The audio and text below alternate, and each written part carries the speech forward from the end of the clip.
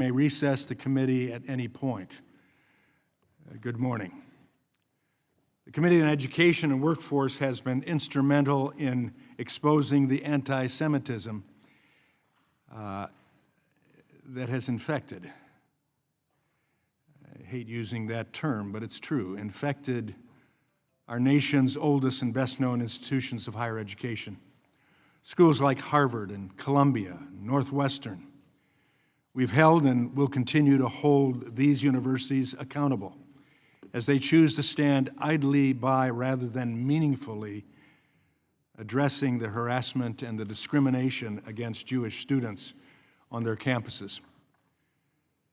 But as we'll see today, the scourge of anti-Semitism has taken root far beyond the country's best-known ivory towers. And it's our responsibility as a committee to unearth and address anti-Semitism at these schools too, and others, especially as anti-Semitism is at a historic high in the United States.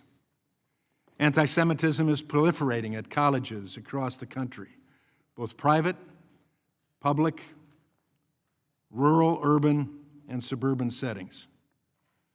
What does anti-Semitism look like? It manifests in faculty who create a hostile environment on campus, of all places, by expressing support for known terrorist groups, verbally harass Jewish students, and call for the destruction of Israel. It manifests itself in students who lob anti-Semitic slurs at Jewish students and display signs glorifying violence against Jews while cowardly shielding their own identity behind masks. It manifests itself in organizations like Faculty and Staff for Justice in Palestine, Students for Justice in Palestine, and American Muslims for Palestine, which all support this infrastructure of hate. It manifests itself in administrators, some of whom appear anti-Semitic themselves, while others are complicit in creating a hostile environment through their indifference to the harassment of Jewish students. We'll hear today about anti-Semitism at three institutions: Haverford College, DePaul University, and California Polytechnic State University, San Luis Obispo. The incidents we'll be discussing with our witnesses today are truly appalling and shameful. Take Haverford, for instance, a small liberal arts college located in suburbs outside Philadelphia. From the time of October 7th, 2023, terrorist attack in Israel to the present, the Haverford administration has consistently refused to act against severe anti-Semitic harassments on campus.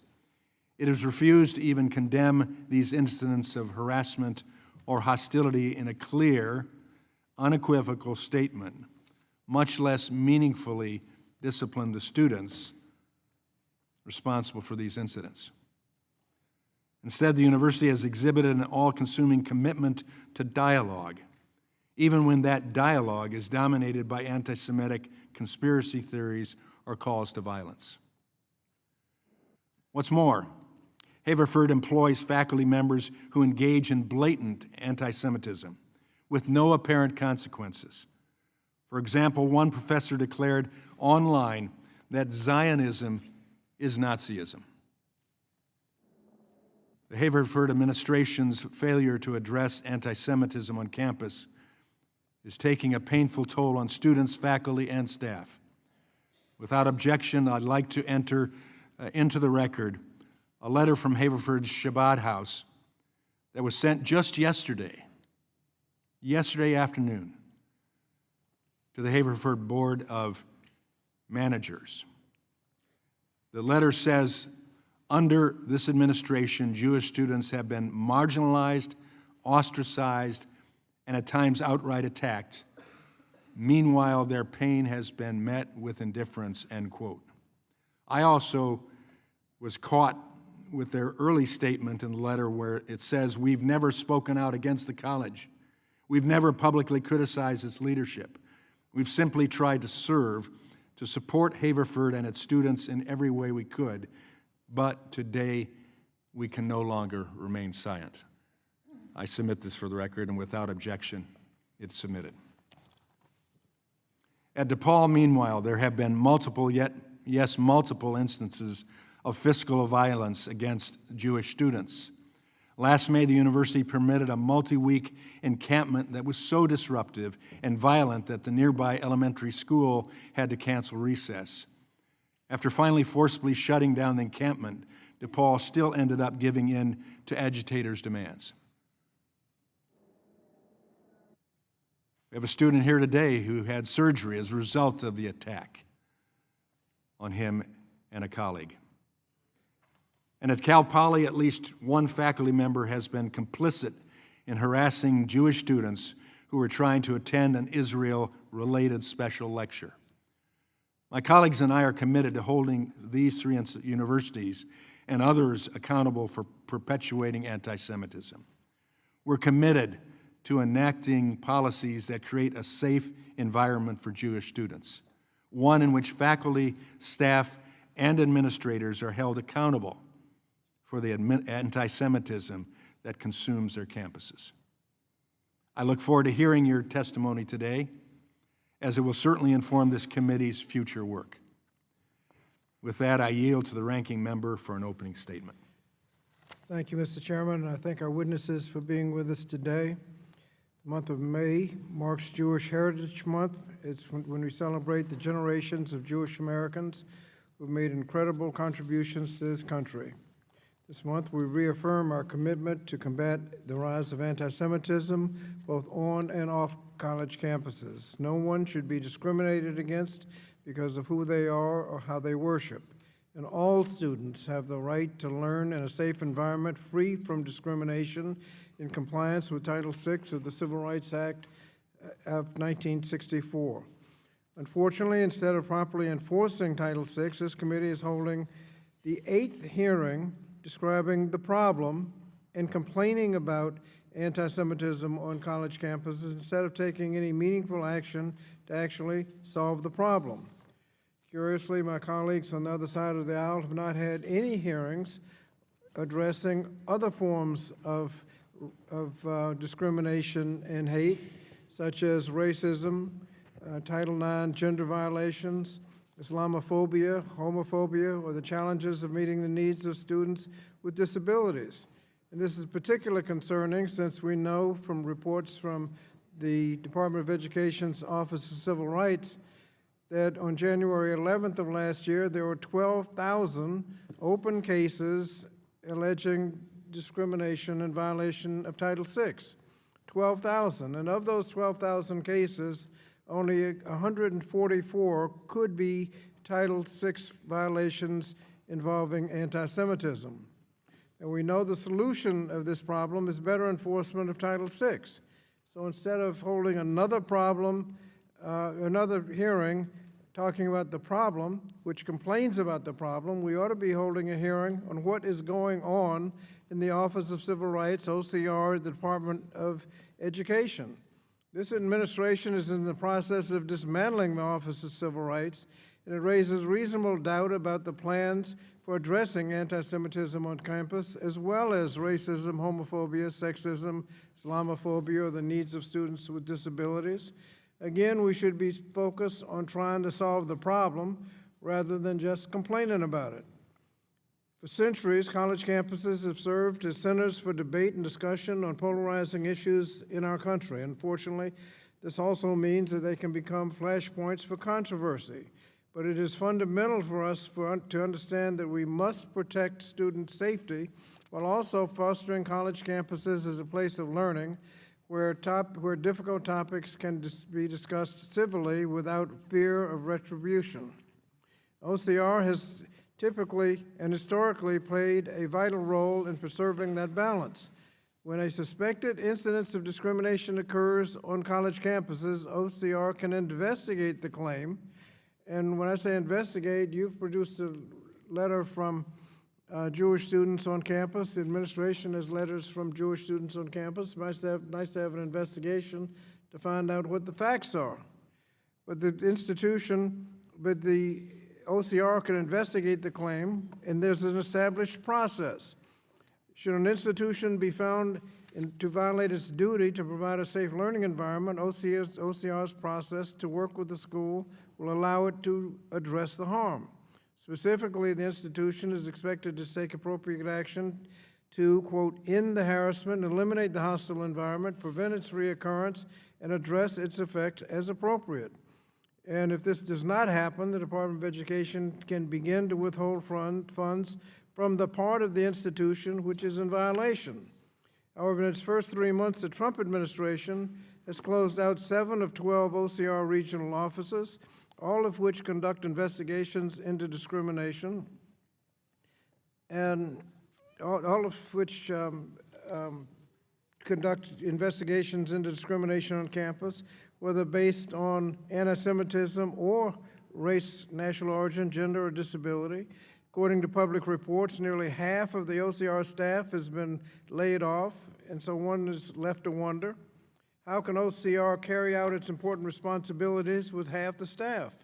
My concerns have been confirmed by other reporting of students struggling to get assistance with ongoing cases because their attorney has been laid off.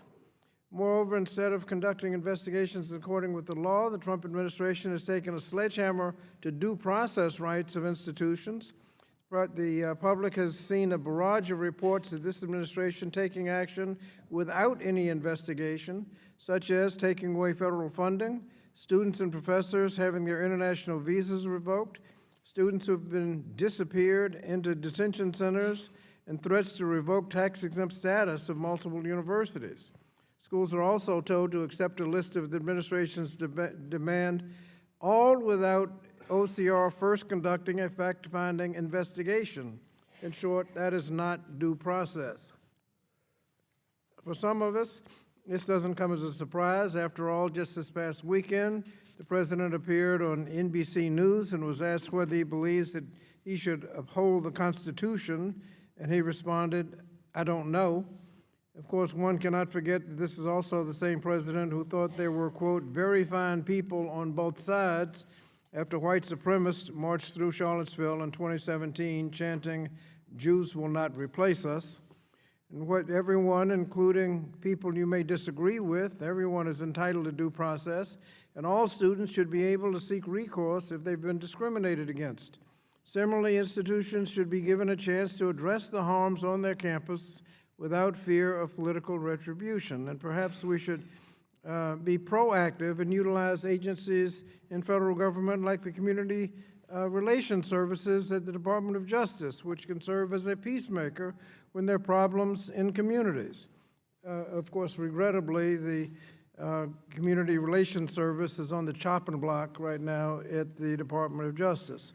So we hope we can have a productive conversation today, that the centers of students and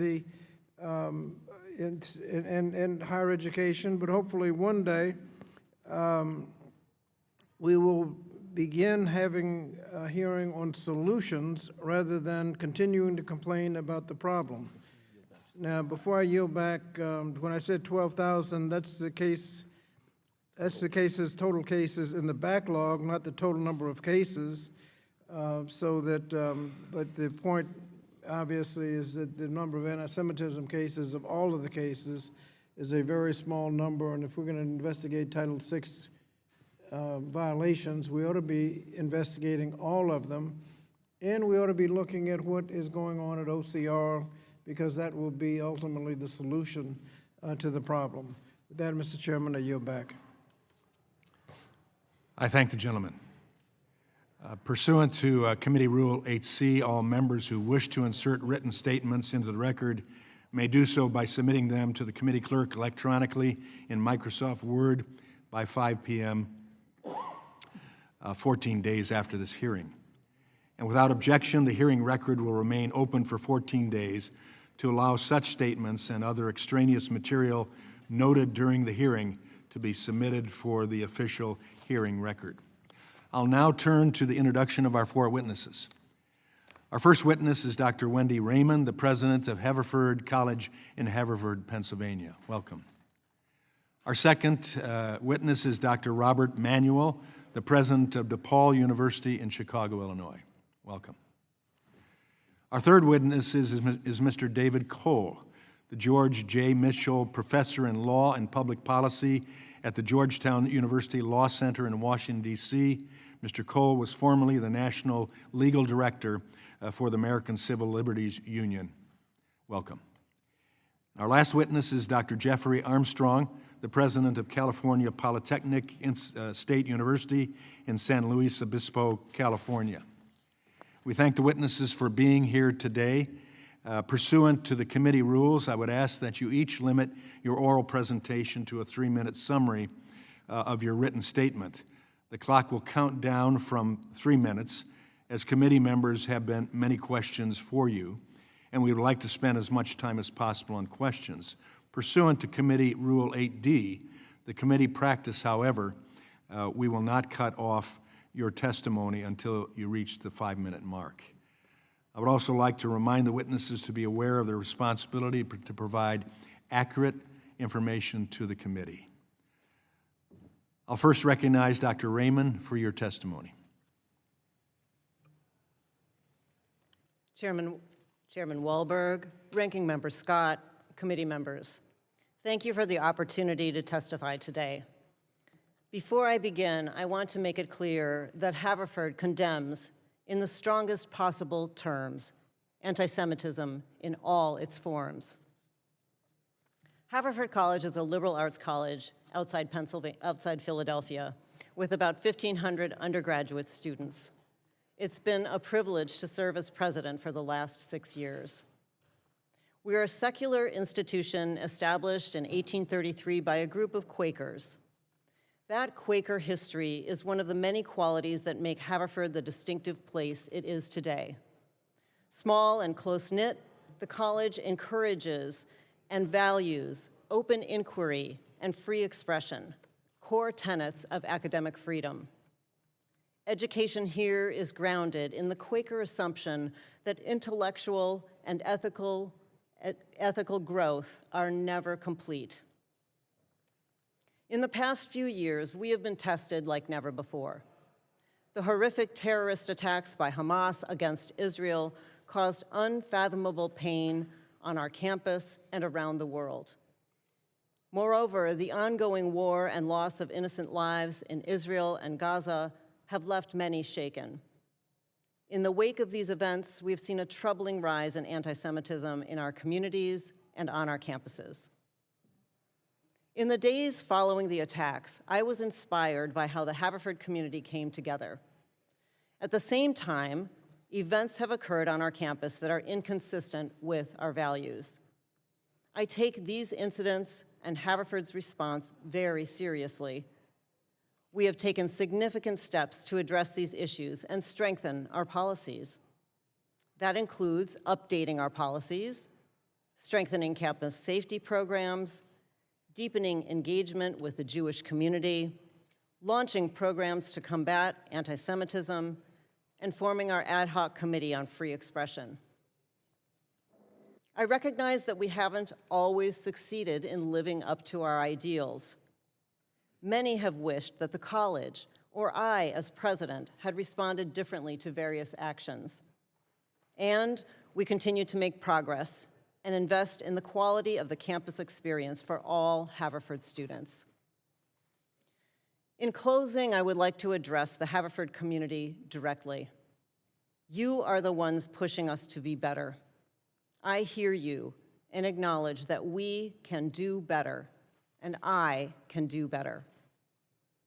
And to our Jewish students, some of you who are here today, I wish to make it unmistakably clear that you are valued members of our community and on our campus.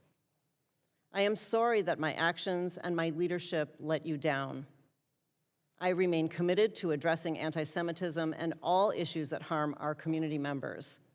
I am committed to getting this right. This is an unprecedented time in our college's history.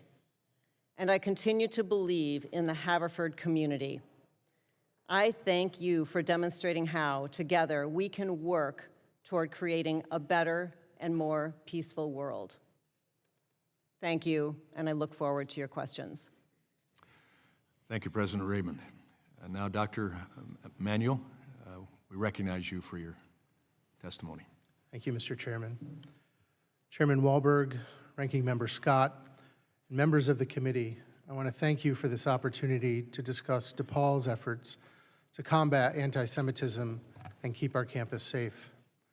For more than 125 years, DePaul's Catholic Vincentian mission has been grounded in the belief that every human being possesses inherent dignity and worth, a belief that compels us to stand firmly against anti-Semitism in all its forms.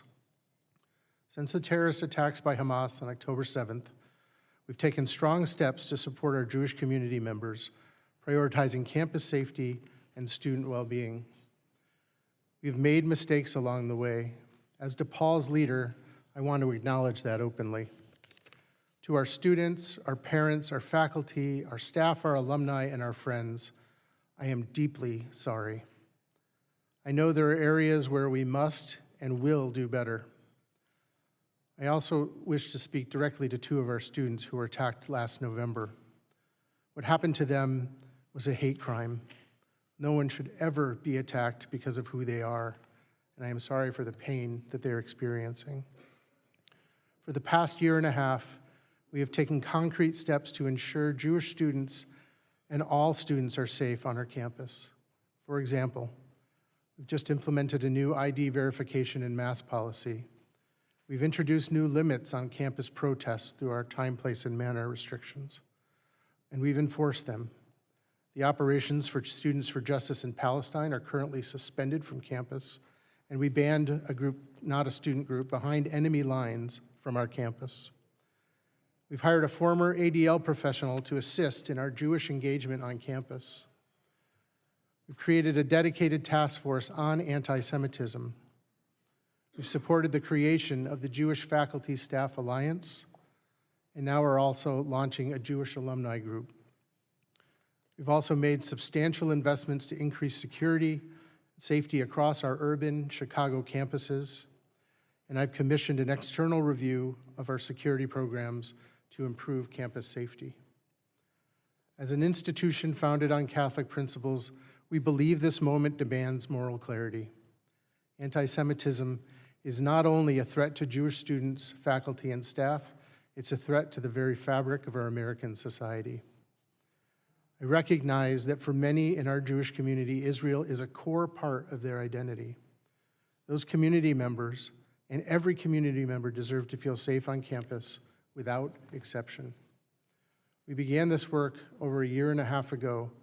While there's more work to be done, the changes we have made are already fostering a culture of accountability on our campus. We recognize the vigilance on this topic and that it'll need to be a focal point of our work going forward. You have my commitment that we are focused on continuing to make real progress and take action. As a person of faith, I'm personally committed to confronting anti-Semitism wherever it appears, in our institutions, in our communities, and in ourselves. I want to thank you for the opportunity to be here today, and I look forward to the questions. Thank you, Dr. Manuel. And now I recognize Mr. David Cole for your testimony. Thank you, Chairman Walberg and Ranking Member Scott. Press the button, turn the mic on there, please.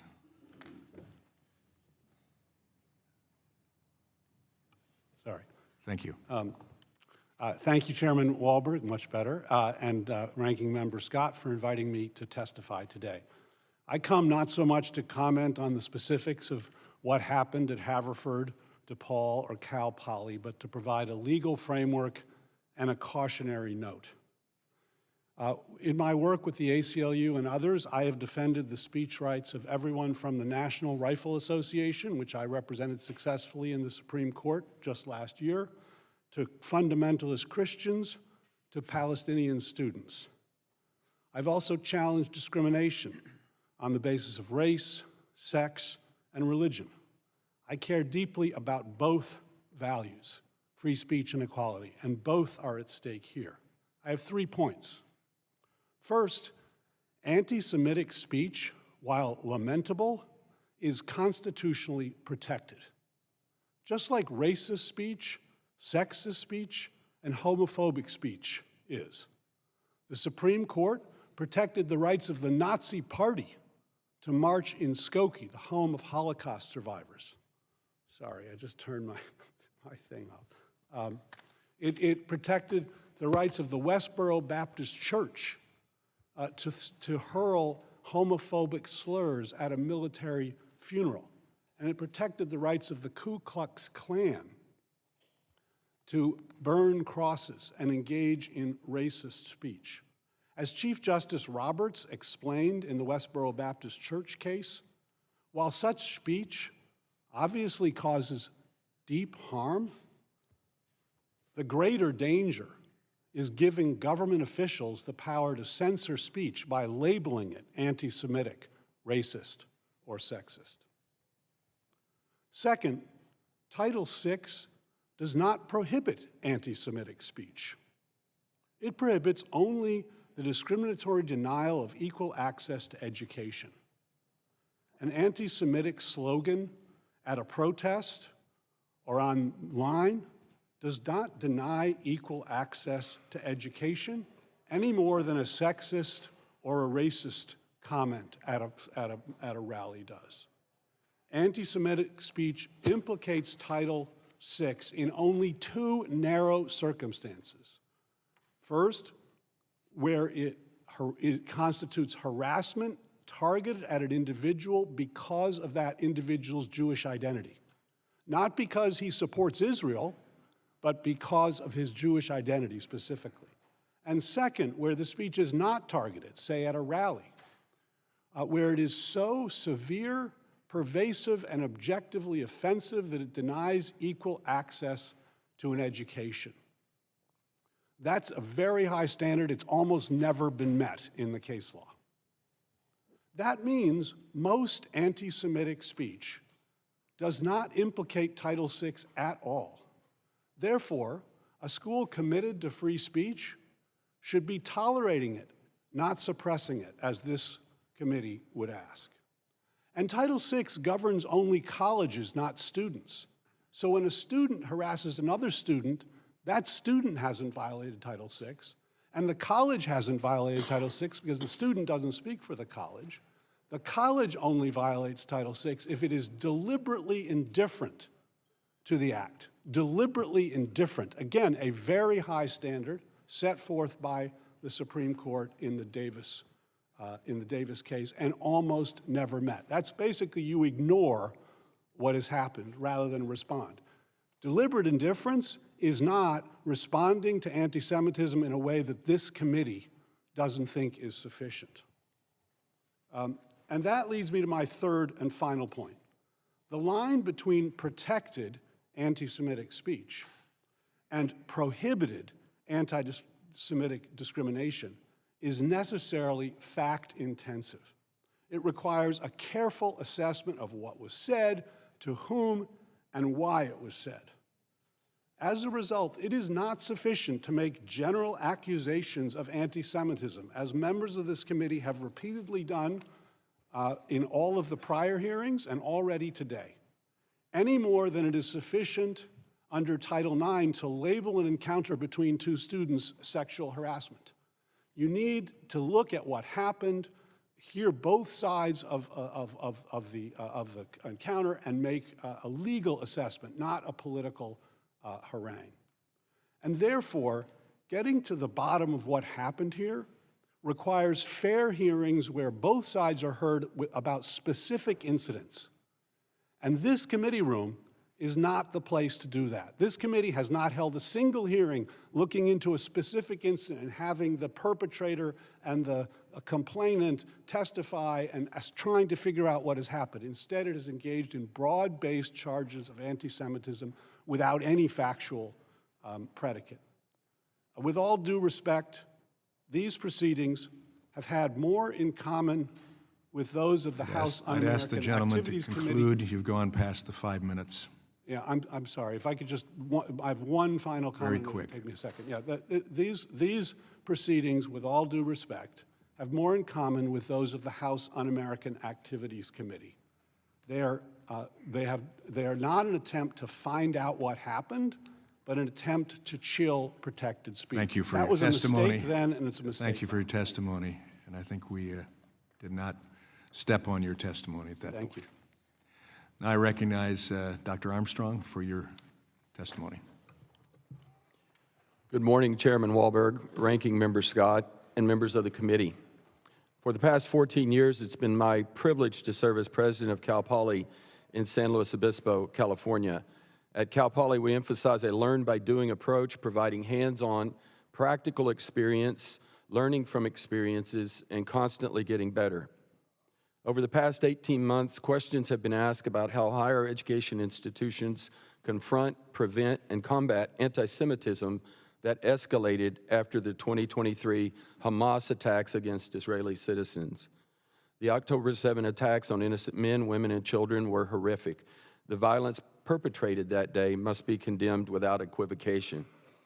And the targeting of Jewish students on campuses across the U.S. that followed was terrible and unacceptable. Both as a university president and a human being, this is a matter I take particularly seriously. We have to do better. At Cal Poly, when people do not live up to our commitment to prohibit prejudice and bias, we hold them accountable. We have dealt with anti-Semitism and other forms of discrimination by faculty, staff, visitors, and students. We do not tolerate threatening activity. We deploy campus police whenever there is potential for threatening activity or trouble, and they make arrests and file criminal charges when justified. In addition, when alleged anti-Semitism or harassment occurs, we investigate and impose immediate university discipline. At Cal Poly, we have enjoyed a vibrant Jewish community for many years. Stakeholders rate Jewish life on our campus at a high level, and the number of Jewish students has doubled since 2011. Hillel and Chabad are registered Cal Poly student organizations, and I and my wife have been invited to and proudly participated in some of their activities. I am grateful to the Jewish student leaders who traveled across the country to join me here today. In addition to those long-standing partnerships, I've been working with the ADL and other Jewish leaders on several ongoing and some new initiatives. First, we have continued to be certain to speak out to oppose anti-Semitism. Second, we are enhancing our mandatory student orientation and biennial employee training to provide greater education and awareness about anti-Semitism.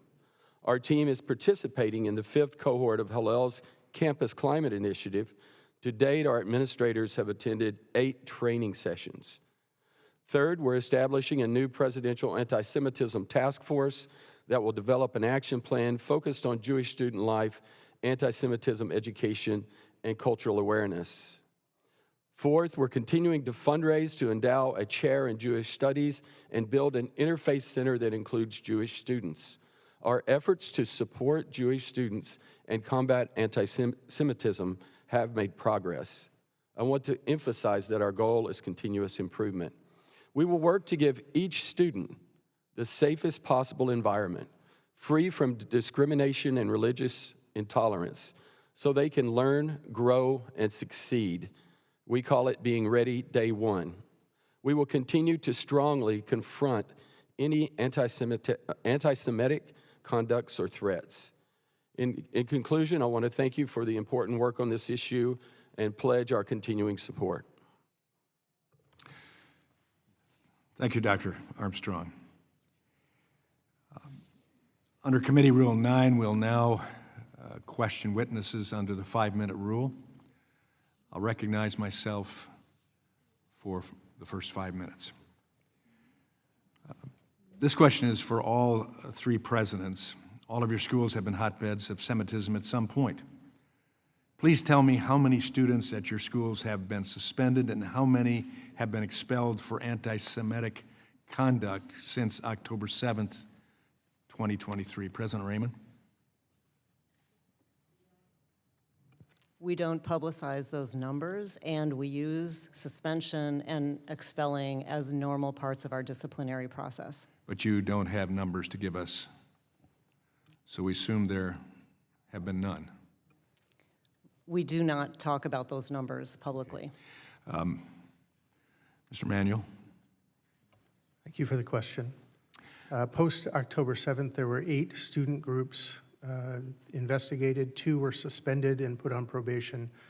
I believe there were 2 arrests after the encampment dissolution. One of them, I believe, was a student. Thank you. President Armstrong?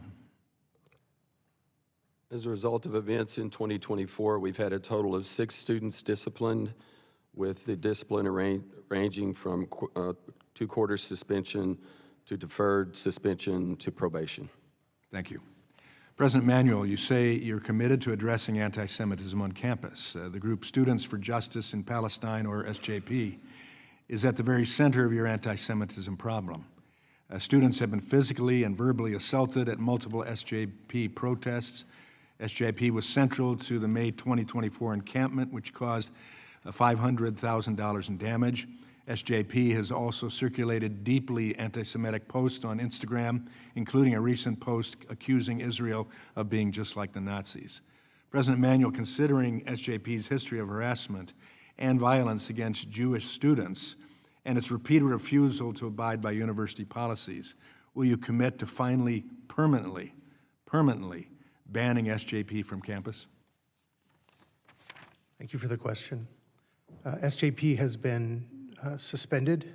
They are on probation, and this post that I think you're referring to happened on Thursday. They were immediately suspended in all their operations from campus pending a new hearing. The cumulative effect of their work will be considered in the results or the outcomes of that next hearing.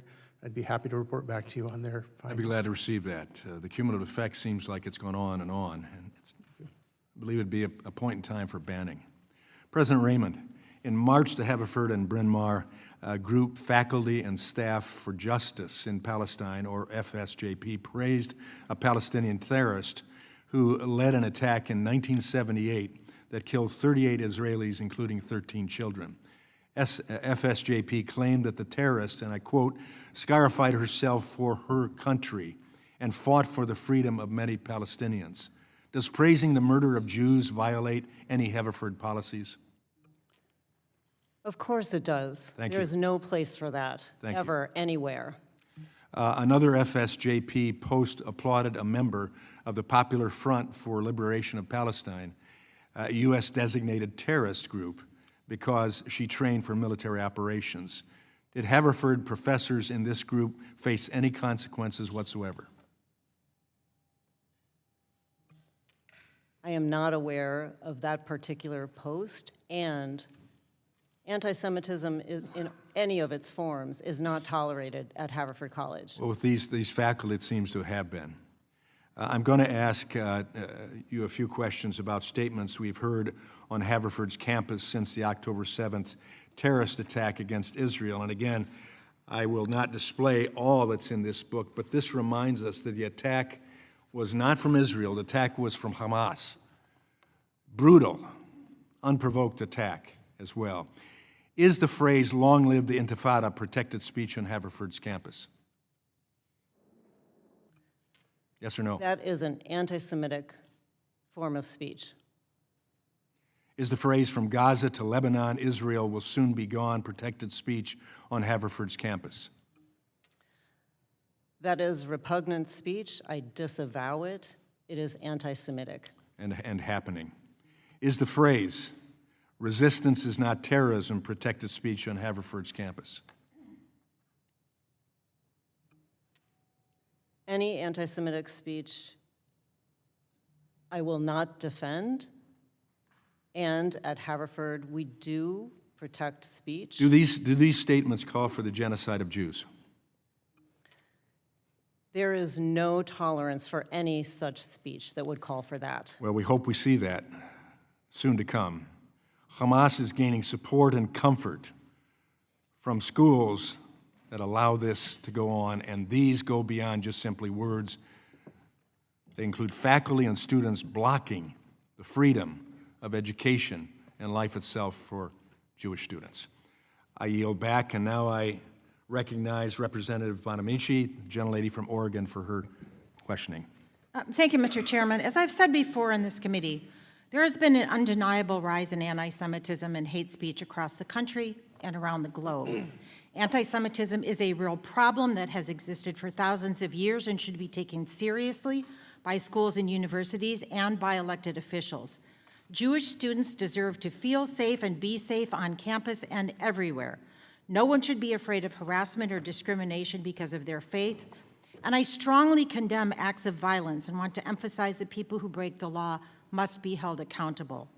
But if instead of engaging with this topic genuinely and constructively, we have another performative hearing during which the majority will try to blame the left and what they consider liberal or elitist institutions and colleges for acts of anti-Semitism. It's another chapter in the majority's battle against higher education. And as we've discussed repeatedly, but is worth restating, when white supremacists marched in Charlottesville with burning tiki torches, chanting, "Jews will not replace us," President Trump said there were fine people on both sides, and I don't recall the Republican majority calling that out. General Kelly, who served as chief of staff in the first Trump administration, said that Donald Trump spoke favorably about Hitler, saying that Hitler had done some good things. Some Republican members of Congress have promoted conspiracy theories like Jewish space lasers that control weather and have accused, quote, Jewish globalist elites of pulling strings behind the scenes of government. Another, a member of this committee, quoted Hitler on the steps of the Capitol. Several members of President Trump's inner circle have public and prominent ties to white nationalist and white supremacist groups. There are more examples, but I've made the point. If this committee is going to tackle the rise in anti-Semitism, let's start there. Let's denounce and condemn all instances of anti-Semitism, including from colleagues and the administration. If we truly want to protect Jewish Americans, we need to speak out regardless of this source and not turn a blind eye when anti-Semitic attacks come from leaders of a political party. For those of us who do want to stop the rise of anti-Semitism on college campuses, I remind you that the federal government already has an entity in place to investigate and resolve anti-Semitic instances, the Office of Civil Rights, and it is housed, at least for now, in the Department of Education. But unfortunately, Secretary McMahon has fired almost half of OCR's staff and closed 7 of their 12 regional offices. President Trump's recent budget called for a 35% cut to the Office of Civil Rights. Will any of the Republicans on this committee stand against the dismantling of the Office of Civil Rights? I doubt it, because that would require a real commitment to combating anti-Semitism. And if you truly want to stand up for the Jewish people, condemn the white Christian nationalism seeping into policy in the White House. Speak up against the attempts to end the separation of religion and government. Show your support for freedom of religion. It is unconscionable to weaponize the real problems of the Jewish community for political gain, and I'm not going to engage in more back and forth in this hearing with people who call out anti-Semitism when it's part of their anti-higher education agenda, but not when it's coming from their side of the aisle. Mr. Chairman, I request unanimous consent to enter in a statement into the record from Northwestern University in which more than 100 Jewish faculty and staff members raised serious concerns about how Congress is addressing anti-Semitism. They say we come from different points on a political compass. We express our identities as Jews in myriad ways, but we are united by the conviction that our Jewishness must not be used as a cudgel to silence the vigorous exchange of ideas that lie at the heart of university life. And I also request unanimous consent to insert into the record a statement from the Jewish Council on Public Affairs and a broad coalition of Jewish groups in which they emphasize that they, quote, firmly reject the false choice between confronting anti-Semitism and upholding democracy. Our safety as Jews has always been tied to the rule of law, to the safety of others, to the strength of civil society, and to the protection of rights and liberty for all. It continues, it is both possible and necessary to fight anti-Semitism on campus, in our communities, and across the country without abandoning the democratic values that have allowed Jews and so many other vulnerable minorities to thrive. Mr. Chairman, as a mother who raised her children in a Jewish home— Without objection, they will be received. Thank you, Mr. Chairman. As a mother who raised her children in a Jewish home and as an active member of my synagogue for more than 25 years, I can no longer pretend that this is a good faith effort to root out anti-Semitism, especially when the Trump administration and the majority party are regularly undermining Jewish values, including justice, loving kindness, free speech, freedom of religion, and the Jewish responsibility of tikkun olam, to repair the world. I yield back. I thank the gentlelady. I now recognize the gentleman from South Carolina, Representative Wilson. Thank you very much, Chairman Tim Walberg, and I appreciate your leadership for promoting real academic freedom with real diversity of ideology, with equality, and with real political inclusion. With that in mind, all Americans in good faith want college education to be uplifting for students and to achieve the American dream. But unfortunately, the barbaric mass murder of October 7th by Iranian puppets of Hamas invading Israel has shockingly revealed that many college campuses are anti-Semitic in defending the maniacal Hamas agenda. The world should know the Hamas Covenant of August 18, 1988 declares in the midst of insane provisions, Article 7, quote, "The day of judgment will come when all and not come and about until Muslims fight the Jews, killing the Jews, when the Jew will hide behind stones and trees.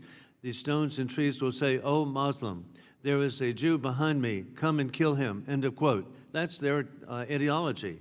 Free Palestine from the river to the sea is a code for death to Israel, death to America. We know that anti-Zionism is anti-Semitism. I'm very grateful that I grew up in South Carolina and represent South Carolina. At the time of the American Revolution, the largest Jewish population in the New World was in Charleston, South Carolina. The very first provincial constitution to recognize Judaism was the Provincial Constitution of South Carolina. The first Jewish American elected official in the New World was the Provincial Assembly of South Carolina, and sadly, the first Jewish American killed in the Revolution was in Charleston, South Carolina. And so that's the environment I grew up in. In South Carolina, we do not tolerate anti-Semitism.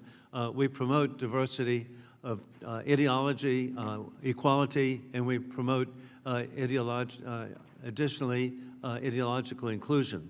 President Raymond, we know that unfortunately anti-Semitism has existed long before the murderous atrocities of October 7th, and sadly I visited Kibbutz Nir Oz. I visited the music site where the slaughters occurred, the mass slaughters.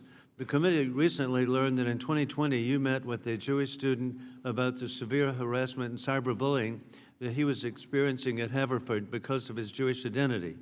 In response, you allegedly gave him a book by a Buddhist monk and told him that he should accept the harassment and, quote, "let it wash over," end of quote.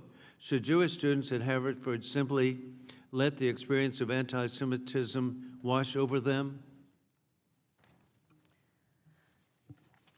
Our Jewish students and our Jewish community are highly valued at Haverford. They have been an important part of our community for a long time. And my top priority is ensuring the well-being and safety of all of our students. And so I'm confident you've changed policy since then. With this, Dr. Armstrong, you're identified as an outspoken DEI proponent. I believe that DEI, it chills and actually restricts and restrains academic freedom. It's been my view that diversity means no ideological diversity, no conservative. I remember in college, with my National Review, I would fold it in half because I didn't want my professors to see. I was reading the writings of William F. Buckley, Jr., seditious. With the equity, what that means is that all are the same, regardless of what's the achievement level, and it denies equality of opportunity. And inclusion, again, is so political.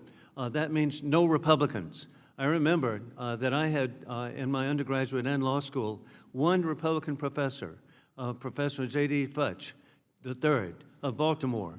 And I knew where the others were coming from. And so what is your interpretation of DEI? Because as it's being experienced, it's chilling as Mr. Cole said.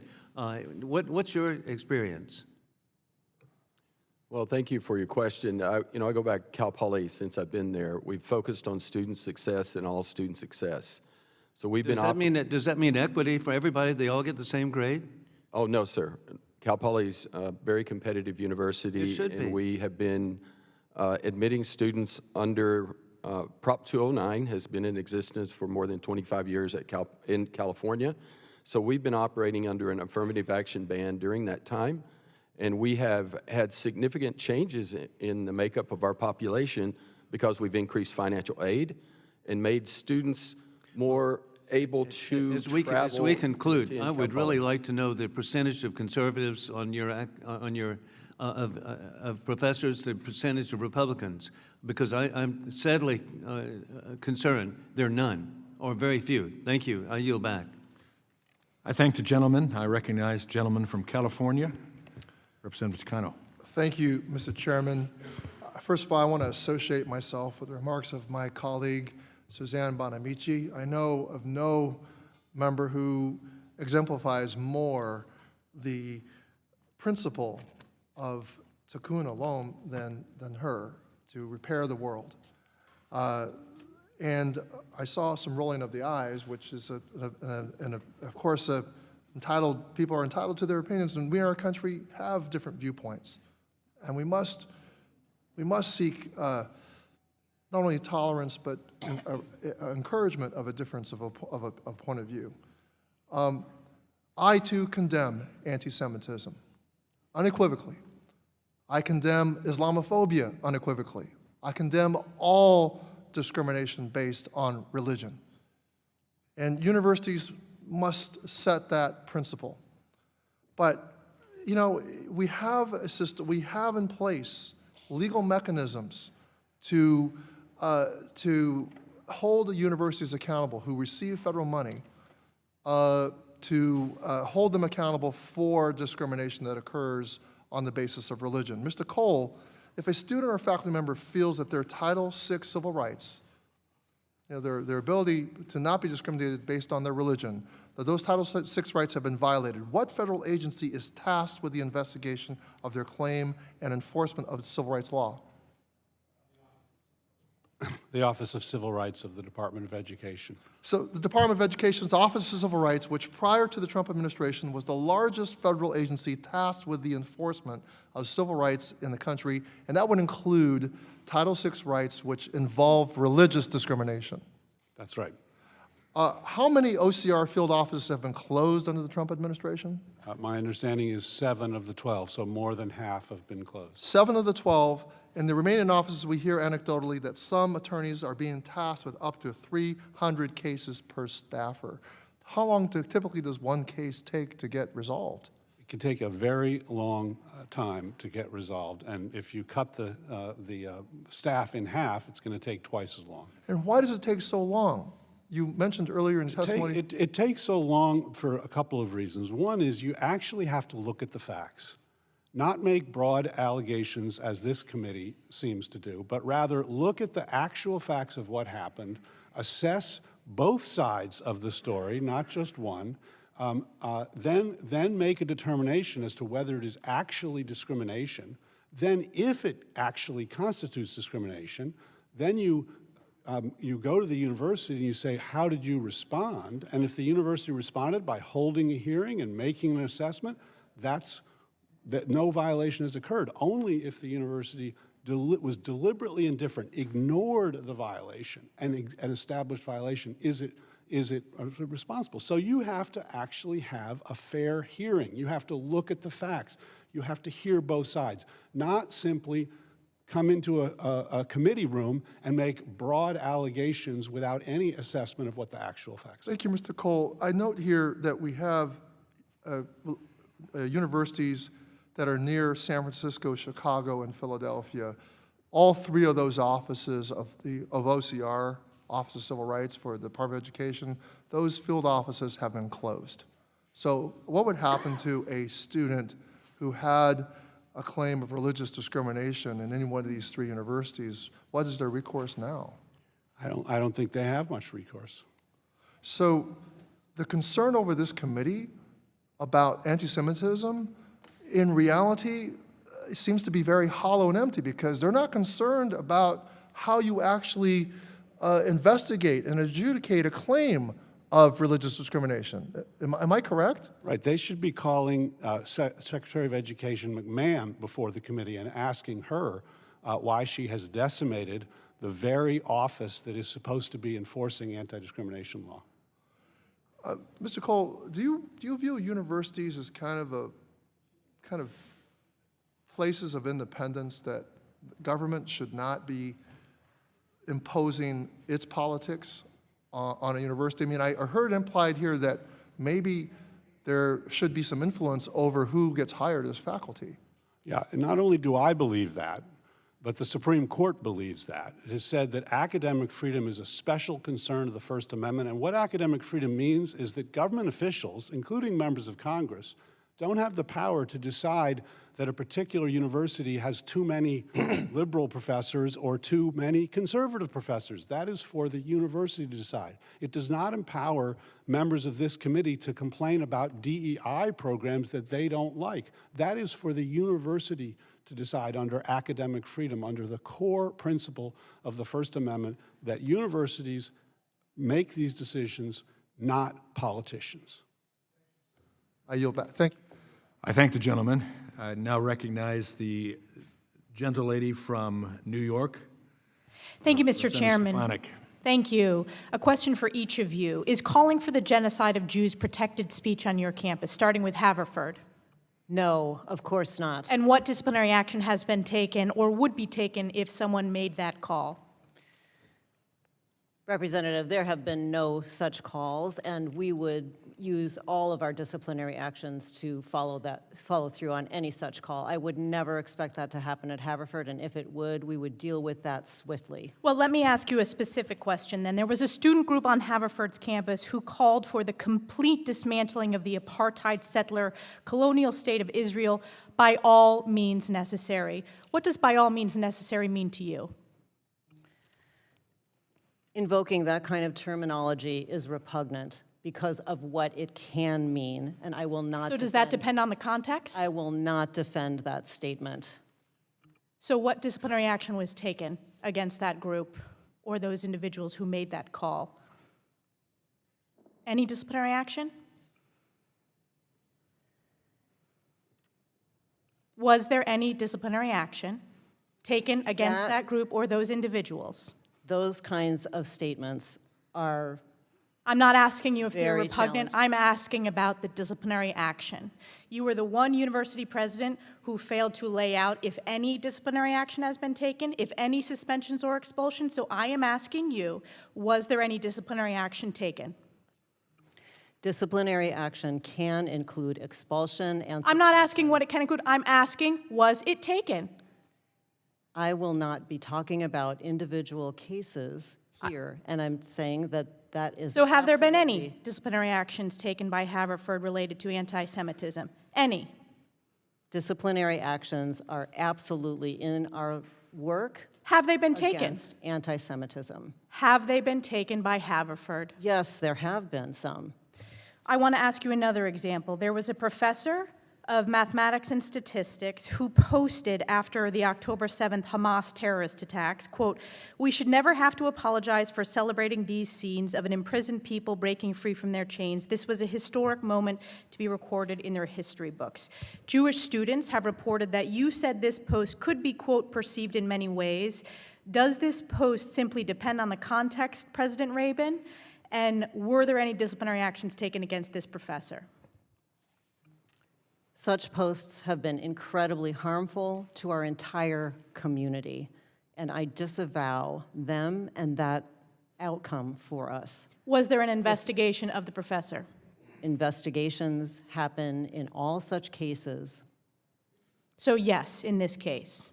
Investigations happen in all such cases, as I have said, and we follow. This is a simple question. The other presidents are answering this straightforward as to disciplinary action. Again, these university presidents who are former presidents fail to answer these direct questions. In this case, was there disciplinary action taken or an investigation of this professor? Respectfully, Representative, I will not be talking about individual cases here. Respectfully, President of Haverford, many people have sat in this position who are no longer in the positions as president of universities for their failure to answer straightforward questions. Another question I have, because this is a theme at Haverford, there was an administrator who said that, quote, racial minority students have never felt safe at Haverford, and that Jewish prospective students should not expect to feel safe and should instead be brave. This was according to litigation against your college. Was there any investigation into this administrator for making those statements? That report does not reflect the administrators that I know who stand strongly with me and the entire college against anti-Semitism. So that didn't happen, is your position? Was that statement not made by that administrator? That statement does not comport with those administrators that I know. I'm not asking if it comports with the administrators that you know. I'm saying, is it your testimony that that statement did not happen, even though it's coming out in litigation? So are you saying it did not happen? What I am saying is that I cannot imagine that happening from those colleagues of mine. Well, let me ask you, if it did happen, what disciplinary action would Haverford take against that administrator?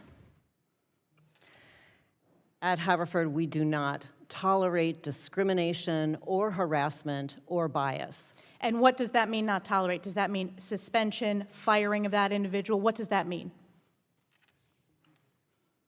It means following all of our policies, which begin with investigation and then can lead to any of the aspects that you listed. For the American people watching, you still don't get it. Haverford still doesn't get it. It's a very different testimony than the other presidents who are here today who are coming with specifics. So again, this is completely unacceptable, and it's why this committee has stepped in, because higher education has failed to address the scourge of anti-Semitism, putting Jewish students at risk at Haverford and other campuses across the country. I yield back. I thank the gentlelady. I recognize now the gentlelady from North Carolina. Thank you, Mr. Adams. Chairman. I mean, as a former college professor, I really hate to see that we're threatening our leadership of these schools. But thank you, Mr. Chair. We're here today to discuss something that should never be up for debate. Every student, regardless of background, deserves to feel safe and welcome and protected on campuses, on all campuses. And that includes Jewish students, that includes Muslim students, that includes every student. Anti-Semitism is real, it's rising, and it has no place in our schools, our communities, or in our country, and I want to be real clear about that.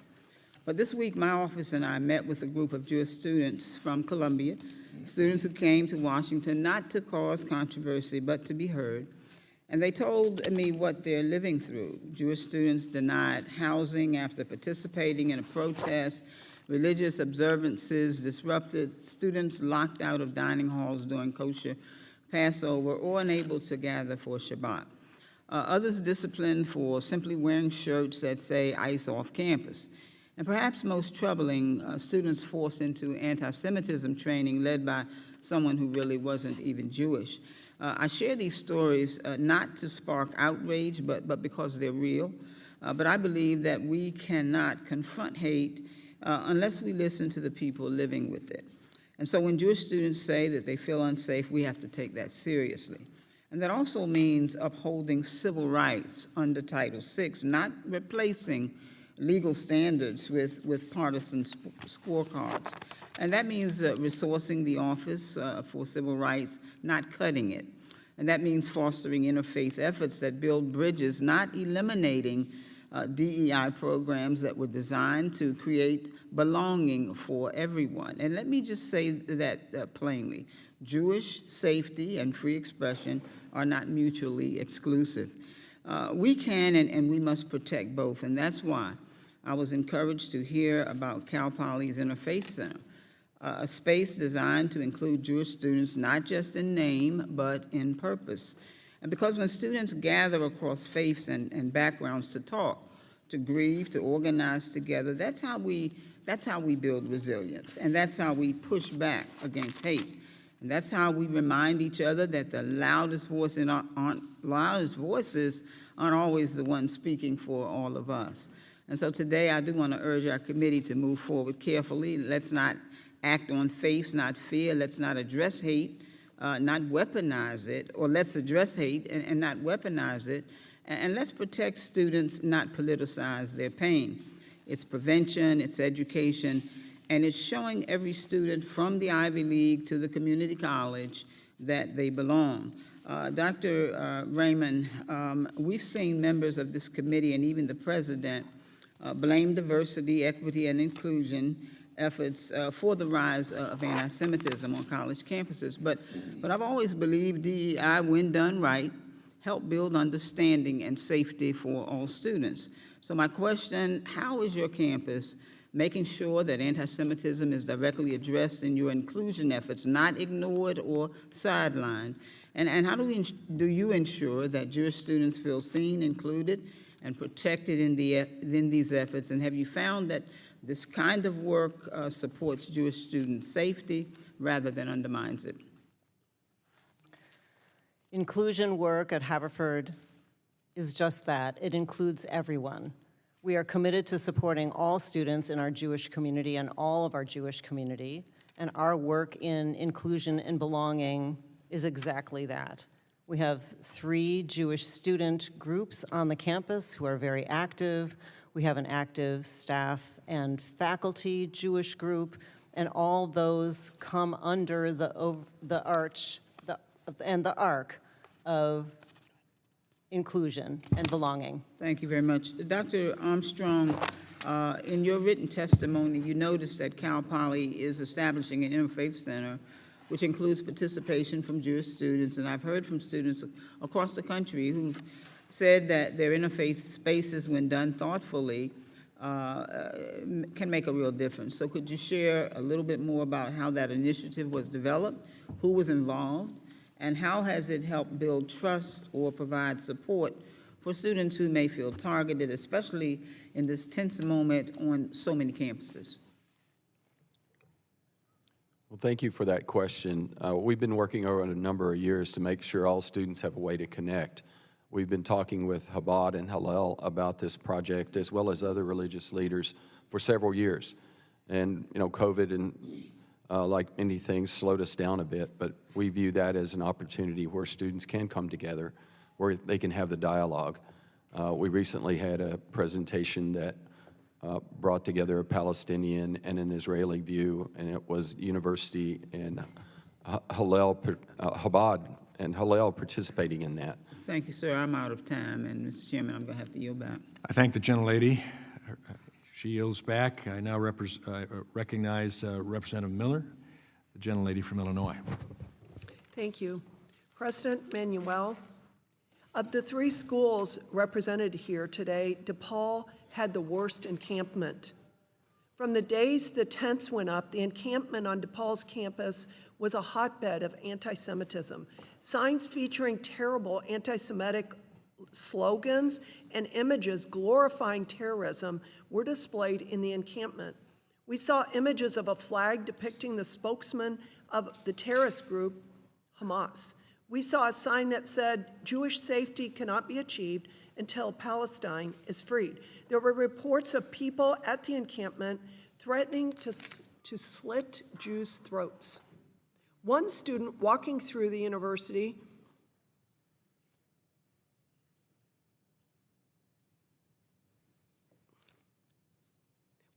there were 1,000 complaints from students in the community. The encampment remained in place for 17 days. President Manuel, how many students were suspended for their conduct at the encampment?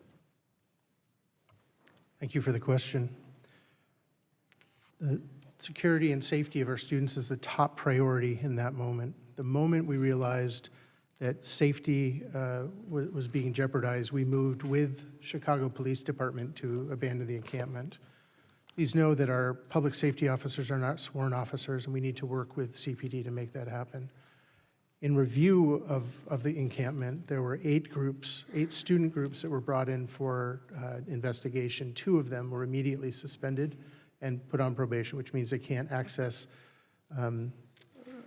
university resources, including financial resources.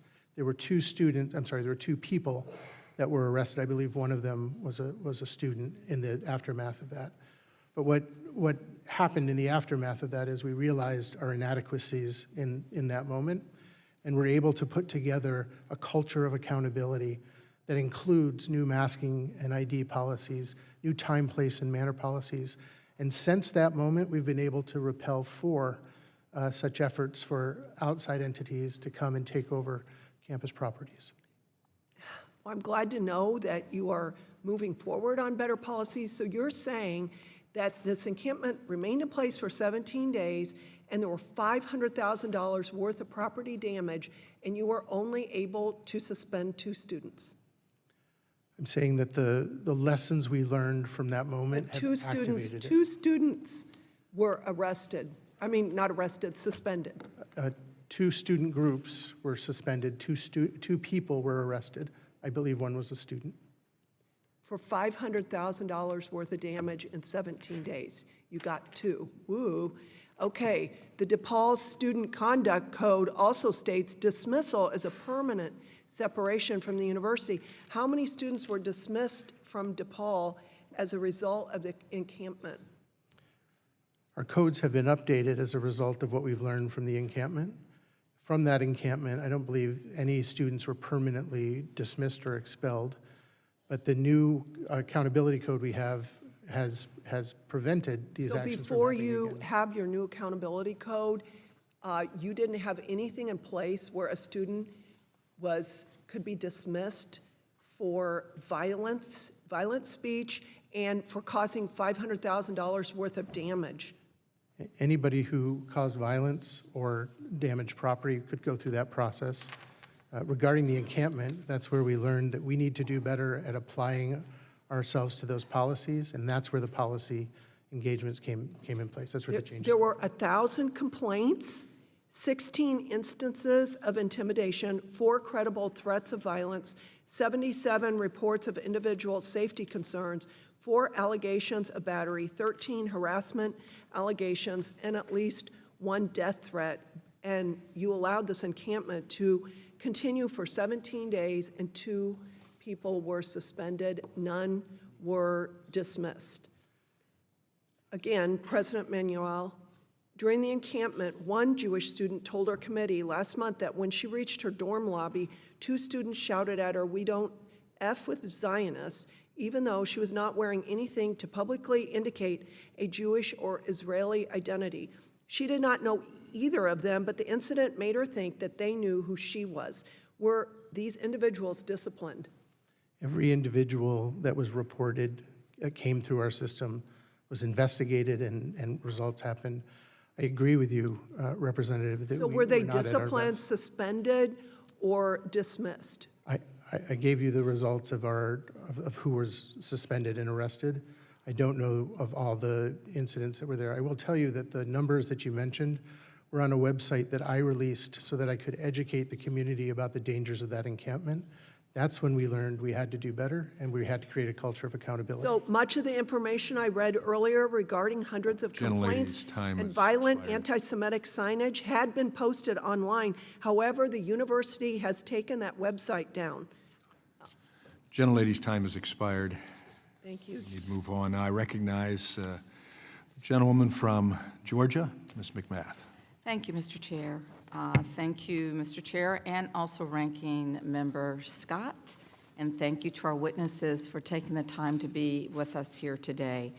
I also want to thank the students, any students that are with us, any students that are watching this morning. And I do say that I'm very, very sorry to those who are victims of hate crimes. My son Jordan was unfortunately killed in a racially motivated shooting. So I know what it's like for your family to be attacked solely because of who you are or how you were born. Anti-Semitism remains a growing threat on college campuses today, but the actions taken by President Trump and House Republicans seem to be motivated more by going viral on social media than rooting out anti-Semitism and other forms of hatred on campus and in our society. The actions taken and supported by the majority will not improve this situation. They will only foster distrust between ethnic and religious groups on and both off campus. Instead of taking real steps to address anti-Semitism, the majority has chosen to cut the funding and fire the federal employees that are tasked with responding to these incidents on our school grounds. They have paused and threatened funding meant to protect synagogues and other Jewish community centers from shootings and other threats through the nonprofit security and targeting violence and terrorism prevention grant programs. They have pardoned and defended the actions of violent felons and rabid anti-Semites, criminals that were directly involved in attacking police and killing an officer here on Capitol Hill, January 6th. When white supremacists marched through the University of Virginia wielding torches with the purpose of publicly intimidating Jews and other minorities, the president said that they were very fine people on both sides. They are not the actions of a party or a president who is engaging in good faith to address this very real crisis and problem.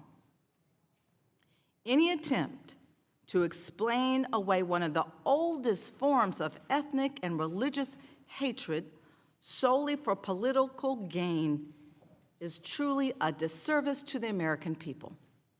It cheapens and it undermines the centuries of sacrifice and interfaith struggle to build bridges and take the difficult but very necessary steps that will bring peace and allow people to practice their faiths free from intolerance. Fighting anti-Semitism should not be used as a political tool. The work is simply too important, and the stakes are simply too high.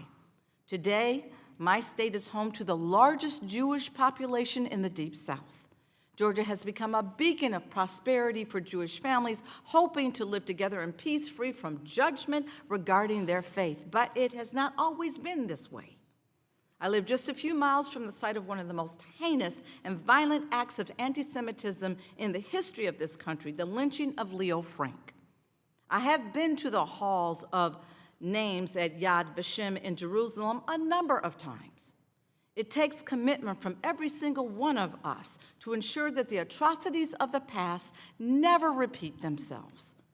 I ask the American people and all those who care, truly care about religious freedom in this country, all those who want this country to live up to the promise that all of us, every single one of us, is created equal, to compare what they hear from my Republican colleagues today to the actions that they take when the cameras aren't rolling. And I yield back. I thank the gentlelady, and I thank the gentlelady for her experience that informs her as well. Now I recognize a gentlewoman from Michigan, Ms. McLean. Thank you, Mr. Chairman. And I happen to agree with my colleague. Actions speak louder than words, and we need action. And that's what I hope that we see here today, not just in the week leading up to this hearing, we all of a sudden find a conscience and start action. So let me start with you, Dr. Manuel. On October 18th, 23, DePaul Students for Justice in Palestine held a rally calling for the Intifada revolution, encouraging terrorist attacks to be perpetuated against Jewish civilians. On the same day, Jewish student leaders contacted DePaul administrators expressing feelings of saying they were increasingly scared that the safety and for the safety of the Jewish community. Does that ring a bell? Okay. The following day, October 19th, 2023, pro-Hamas rallies on campus resulted in the physical assault of a Jewish student. Sound familiar? 6 months later, on April 29th, 24, a pro-Palestinian and pro-Hamas mob occupied DePaul's Lincoln Park campus. So there was an encampment on April 29th, correct? Correct. Did you remove it or disable it on that day? No, we did not. Okay. Why? Representative, we learned an awful lot I'm from. not asking what you learned. I'm asking why you made the decision, because I'm going to refer you to your policy that you have in place. Why didn't you follow your policy? Our immediate instinct was to work with our students. The reference. How'd that go? Not very You well. want to ask Michael how that went? Yeah, it did not go very well. Thank you. And I apologize for that. Your apologies are a little hollow. On May 10th, you issued a statement. So the encampment's still there, April 29th. It's now May 10th. On May 10th, you issued a statement titled Quad Safety Concerns. So you knew there was a safety issue, hence issuing the statement. Here was the statement. You urged all members of the DePaul community to avoid the quad. Well, that's great. Again, hey, let's make sure that we attack the law-abiding citizens, but not deal with the problem of the encampment. So you knew yourself there was a problem, but decided not to remove it. Why? So that, at that moment, we realized that the security and safety of everybody was in jeopardy. That is the moment that we decided to work with CPD. And it took you 6 days? Our public safety officer. I mean, no, it took you 6 days because you knew it was dangerous. You didn't remove it on the 10th. You didn't remove it until 6 days later. So it took you 6 days to coordinate an effort to remove an encampment? It took us, the moment we realized, we went to CPD and asked for Which their was help. when? When did you realize you had a problem? We started working with CPD from the first day so that they were aware of those Okay, situations. so 3 weeks. It took you 3 weeks?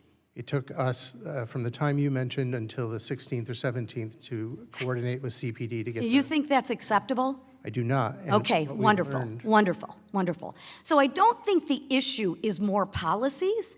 I think the issue is action. So the people that are in charge, would you say that that is an acceptable amount of time for action? I would agree with you that we need to do better. Great. So would you agree with me also that almost 3 weeks from the 29th to the 16th is not an acceptable time for security to take action to disassemble an encampment? Would you agree with me on that? I would. And Thank you very much. So who has been fired or who has been replaced? Because that doesn't seem real tough to me. Anybody? What we have learned. Anybody been replaced? There has been turnover. It's not I'm not because of asking this. turnover.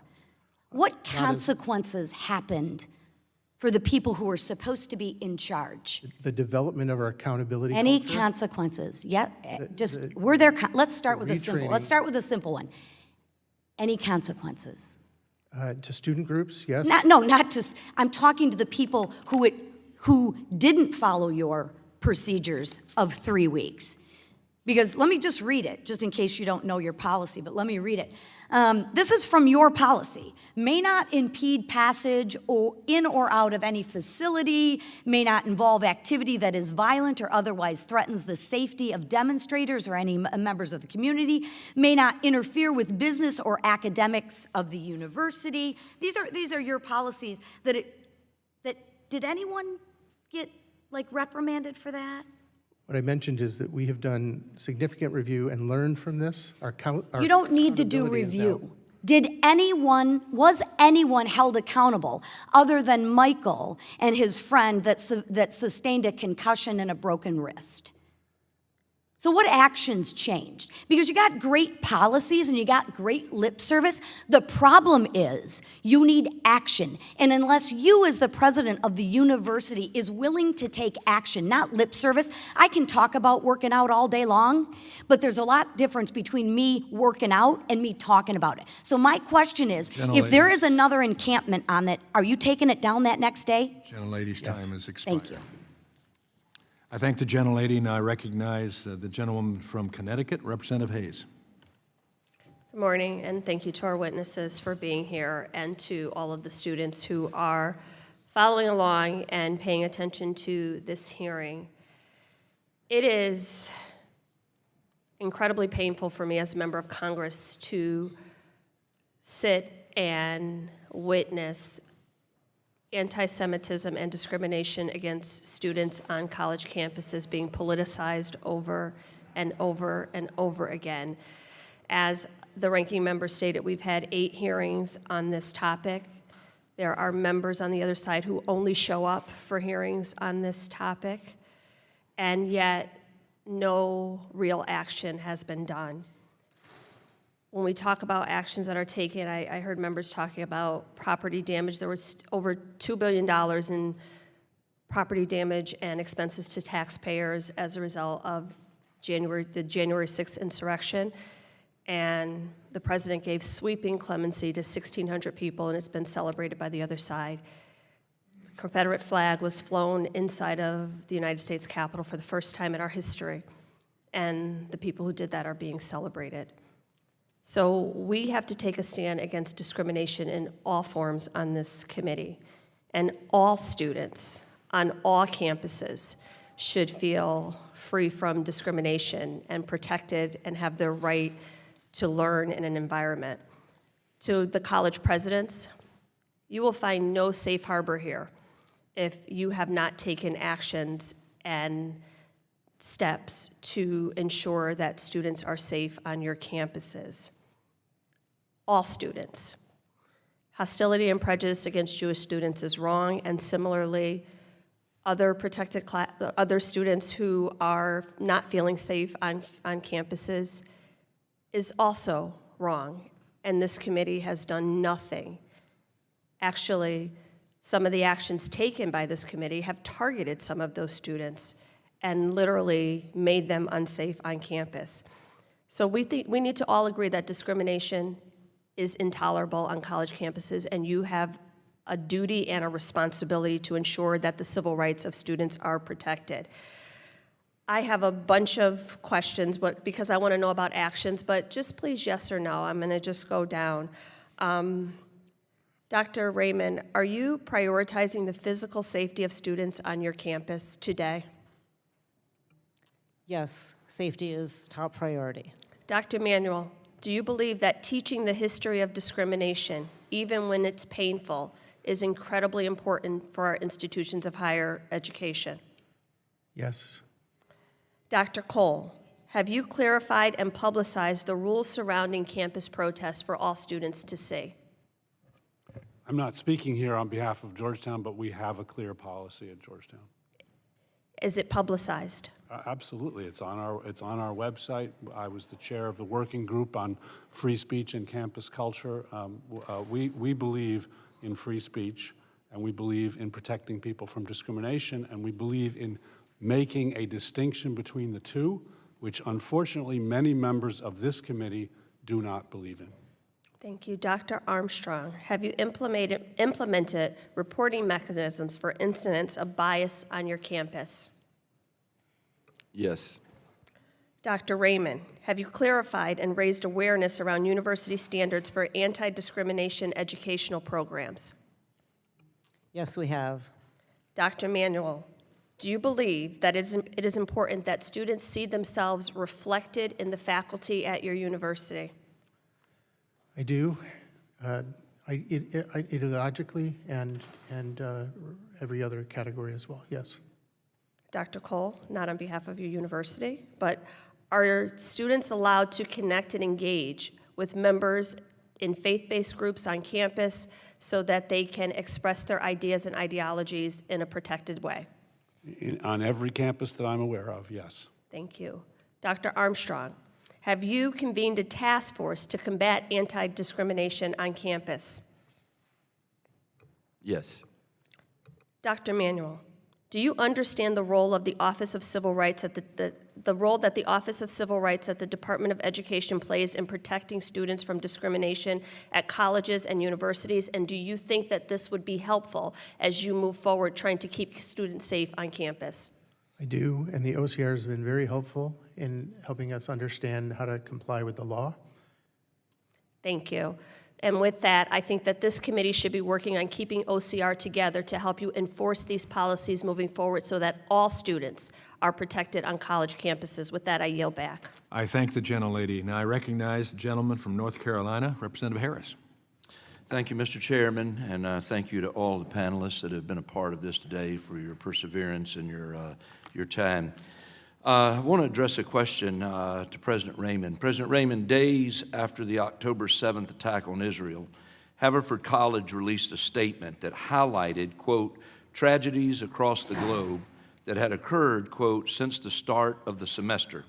The email mentioned earthquakes in Morocco and Afghanistan, wildfires in the United States and Canada, and a 2-year-long war in Ukraine. The email only made a passing reference, and I quote, the outbreak of war in Israel and Gaza that had taken place just 48 hours before. We all know in this room October 7th was not a mutual, quote, outbreak of war between two countries. In fact, it was a terrorist attack by Hamas on Israel.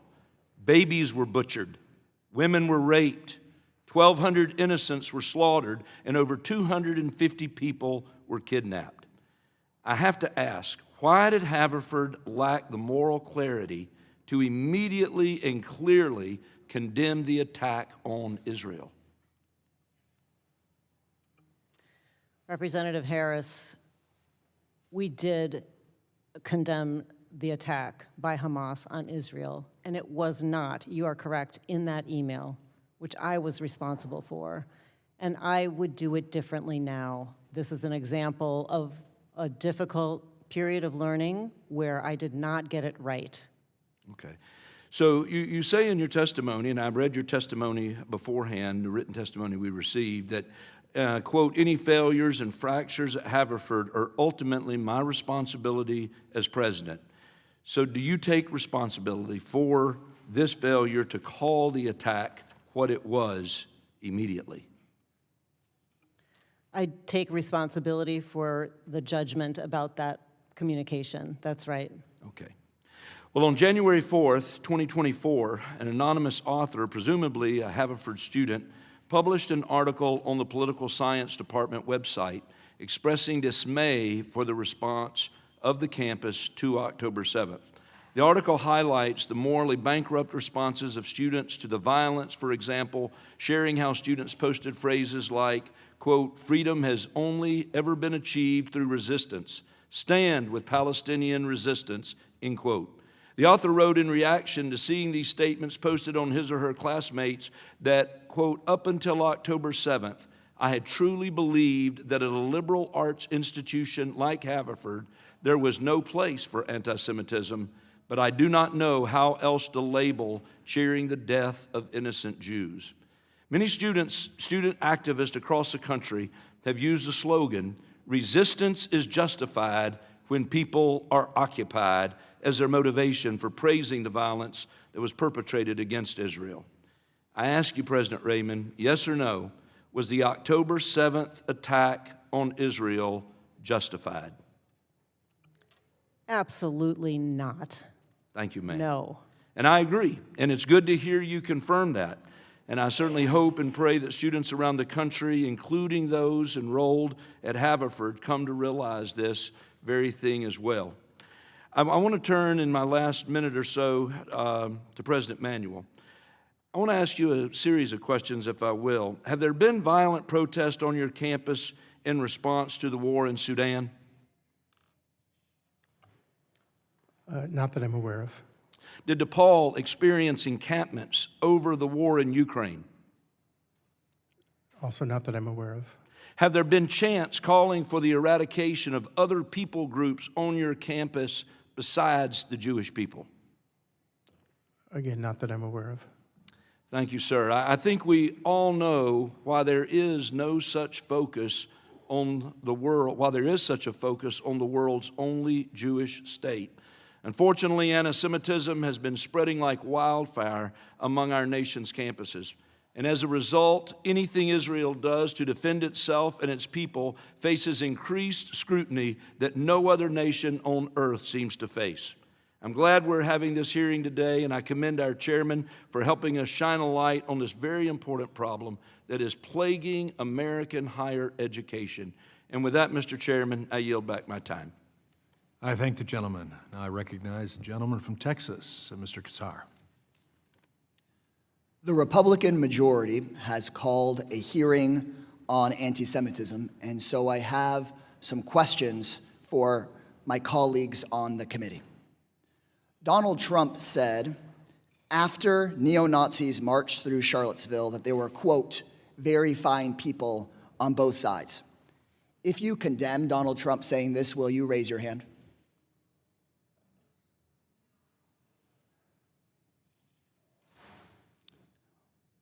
RFK, the head of Health and Human Services, spread an anti-Semitic conspiracy theory that COVID was engineered to target white and black people, but spare Jewish people. If you condemn the head of the U.S. Health and Human Services for spreading this anti-Semitic conspiracy theory, will you please raise your hand? Nobody. I'd suggest the hearing is to question the witnesses that are here who have spent time and energy to come here. I have a question for you, Mr. Chairman. So I think the questioning is Mr. Chairman, will you condemn? I am not on the witness stand. Mr. Chairman, this is my time, and I'm happy to ask you then.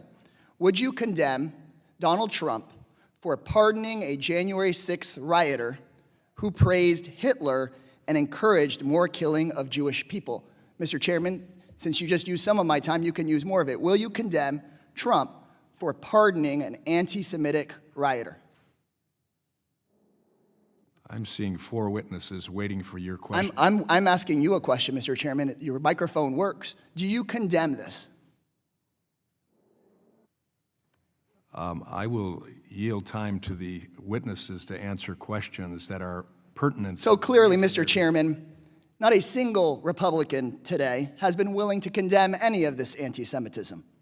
Unfortunately, the party of very fine people on both sides, or Jewish space lasers, does not give a damn about stopping anti-Semitism. If my Republican colleagues want to stop the spread of anti-Semitism, maybe they should stop apologizing for and promoting anti-Semites. And with all due respect to the Congresswoman from New York who's back to join us, if Republicans want to fight anti-Semitism, they shouldn't go groveling to the most anti-Semitic president in modern American history. They shouldn't be trying to quell questions about the anti-Semitism that we see at the White House and in the cabinet at the Department of Health and Human Services. In my city of Alston, swastikas have been drawn on the doors of schoolhouses. Synagogues have been firebombed. Anti-Semitism is an assault on our community safety and on all of our values. And we could do something to combat anti-Semitism. In Congress, we could strengthen the Department of Education's Office of Civil Rights. But instead, Trump has cut it, and my Republican colleagues have done nothing about it. Congress could strengthen anti-hate crime programs to address anti-Semitic violence. Trump has cut those programs. Again, Republican members of Congress done nothing about it. We could fully fund the security programs we have for Jewish nonprofits and synagogues, but Trump has frozen those programs. So Republicans have called this hearing on anti-Semitism, but they've cut back our ability to address hate crimes, have cut back our ability to protect synagogues, have cut back our ability to protect students from discrimination. But what they have ramped up is deporting students for writing op-eds in their campus newspaper advocating for peace. What they have ramped up is arresting nonviolent professors and students, Jewish and not Jewish, just because they dare talk about the killing and starvation in Gaza. This hearing, called by the Republican majority, is all about Trump Republicans distorting the definition of anti-Semitism to silence anyone, including Jewish students, who speak out nonviolently against what the Israeli government is doing. The Republican plan is not about keeping Jewish students safe. It's about keeping the Israeli government safe from any form of criticism. That is a disservice to the truth. It is a disservice to us and our job as members of Congress, and it's a disservice to the safety of everyone, including and especially Jewish Americans. I yield back. The gentleman yields, and now I recognize the Chairman Emeritus of this committee, gentlelady from North Carolina, Ms. Fox. Thank you, Mr. Chairman, and I thank our witnesses for being here today. President Raymond, in August 2024, Guanchen Ha, a religion professor at Haverford, wrote on X that, quote, "The state of Israel must be dismantled and the society denazified. Zionism is Nazism, it is fascism. Zionists are racist." Professor Ha also wrote, quote, "The only way to deal with Zionists is to stop talking to them and refuse to let them waste your time. Liberal Zionists in particular." And I learned a new term, reluctant Zionists, and I guess there were plenty of reluctant Nazis too. Perhaps a majority of them were, end quote. Do you believe there's a distinction between anti-Zionism and anti-Semitism? Representative Fox, first I want Just a quick answer. Yes or no? I want to say that we support all of our Zionist students, staff, and faculty at Haverford, and we are squarely against anti-Semitism. Do you believe anti-Zionism is any more acceptable than anti-Semitism? Anti-Semitism is unacceptable. There is no place for it. How about anti-Zionism? There is room for criticizing the government of any nation. Yeah, but the state of Israel has existed for almost 80 years. Under the premise of anti-Zionism, a Jewish state as it exists today shouldn't exist. Is that what you believe, that Israel should not exist? Pardon me, that is not at all what I said or what I meant here. Okay, so what are anti-Zionists actually advocating for when the Jewish state has existed for nearly 80 years? 80 decades, excuse me. 8 decades. I do not support those statements at all. But that's a professor at your university. On the extreme, this means the genocide of Israelis. At the very least, it reveals national origin discrimination violations if done in programs or activities in higher ed. Dr. Raymond, do you believe that Professor Ha's insistence that Zionists shouldn't be engaged with and that they should be compared to Nazis could be a violation of Department of Education civil rights protections? Yes or no? We do not tolerate discrimination, harassment, or bias at Haverford College. And For Dr. Armstrong, according to reports, Cal Poly's history department hosted UC Berkeley professor Usama Makdizi, a self-avowed anti-Zionist. Do you believe anti-Zionism could constitute national origin discrimination? Yes or no? Yes. Dr. Manuel, does DePaul University support BDS? We do not, and we've come out strongly against it, at least in the 2.5 years that I've been there, including a rebuke of a student government And resolution. will you supply that statement to me after this? I would be happy to. Dr. Armstrong, does Cal Poly support BDS? No. Dr. Manuel, it's my understanding you gave in to some demands made by the student coalition behind DePaul's violent anti-Semitic May 24 encampment, even though the encampment had to be forcibly removed.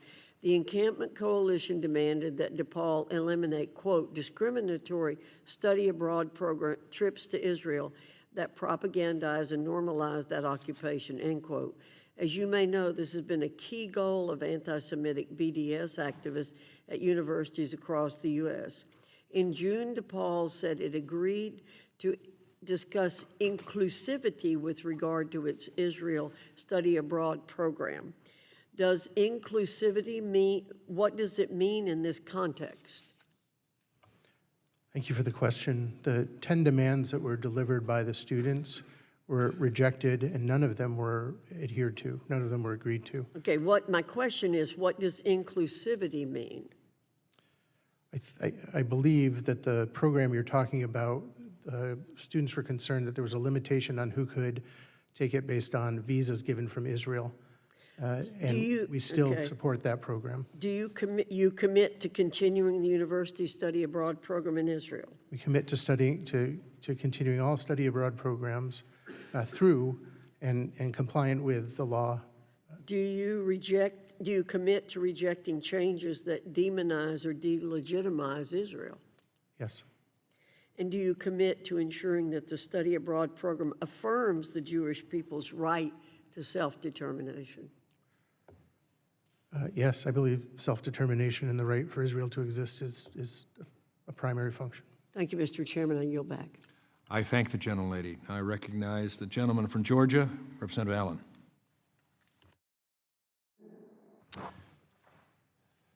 Thank you, Mr. Chairman, and I want to thank our witnesses for being here today. Obviously, and you've heard this over and over, we're all extremely troubled by the anti-Semitic activities occurring on college campuses across the country. Our country's made tremendous strides in hopefully getting along with our friends from all over the world, and our institutions of higher education seem to be serving as breeding grounds for anti-Semitic activities. This anti-Semitic rhetoric has reached institutions beyond just the so-called elite schools like Columbia or Harvard, which we questioned some time ago. As I stated before, as the oldest and most established democracy in the region, Israel exemplifies the core values of freedom and democracy. Jerusalem is the center of the universe. A lot of people think Washington is, but that's where it's going to happen. And of course, you know, for those who are familiar with the Bible, a book of the Word of God, Genesis 12:3 states, "I will bless those who bless you," talking about Israel, "and whoever curses you, I will curse." And that is a serious issue. In fact, it also goes on to say that all nations will be blessed through Israel. In fact, in John 4:22, Jesus said salvation, even for Gentiles, will come through the Jews. And so, Dr. Paul, you know, this is a serious issue we're talking about. In fact, it has eternal consequences. DePaul President Dr. Robert Manuel, with that being said, the anti-Semitic extremist group behind enemy lines continues to trespass on DePaul's campus and harass Jewish students. This is the same group that made a wanted poster featuring a Jewish Israeli student at DePaul. In January, the group handed out flyers on campus that urged students to get dangerous. Then, just this past March, the group was able to infiltrate a DePaul building as part of its week of defiance. Dr. Manuel, were any arrests made in either of these instances? Thank you for the question, Representative. Once we saw that post, we immediately trespassed BEL from our campus. We're an urban campus with many public streets and right-of-ways. We're working with our elected officials to see if there's not more we can do to stop the harassment of BEL against our students. Were any of these students arrested? Again, we kept BEL from being on our campus, and on a number of occasions where they were involved in protests, our relationship with CPD prevented them from coming onto our campus to engage our students. So what are you doing to prevent this from happening again?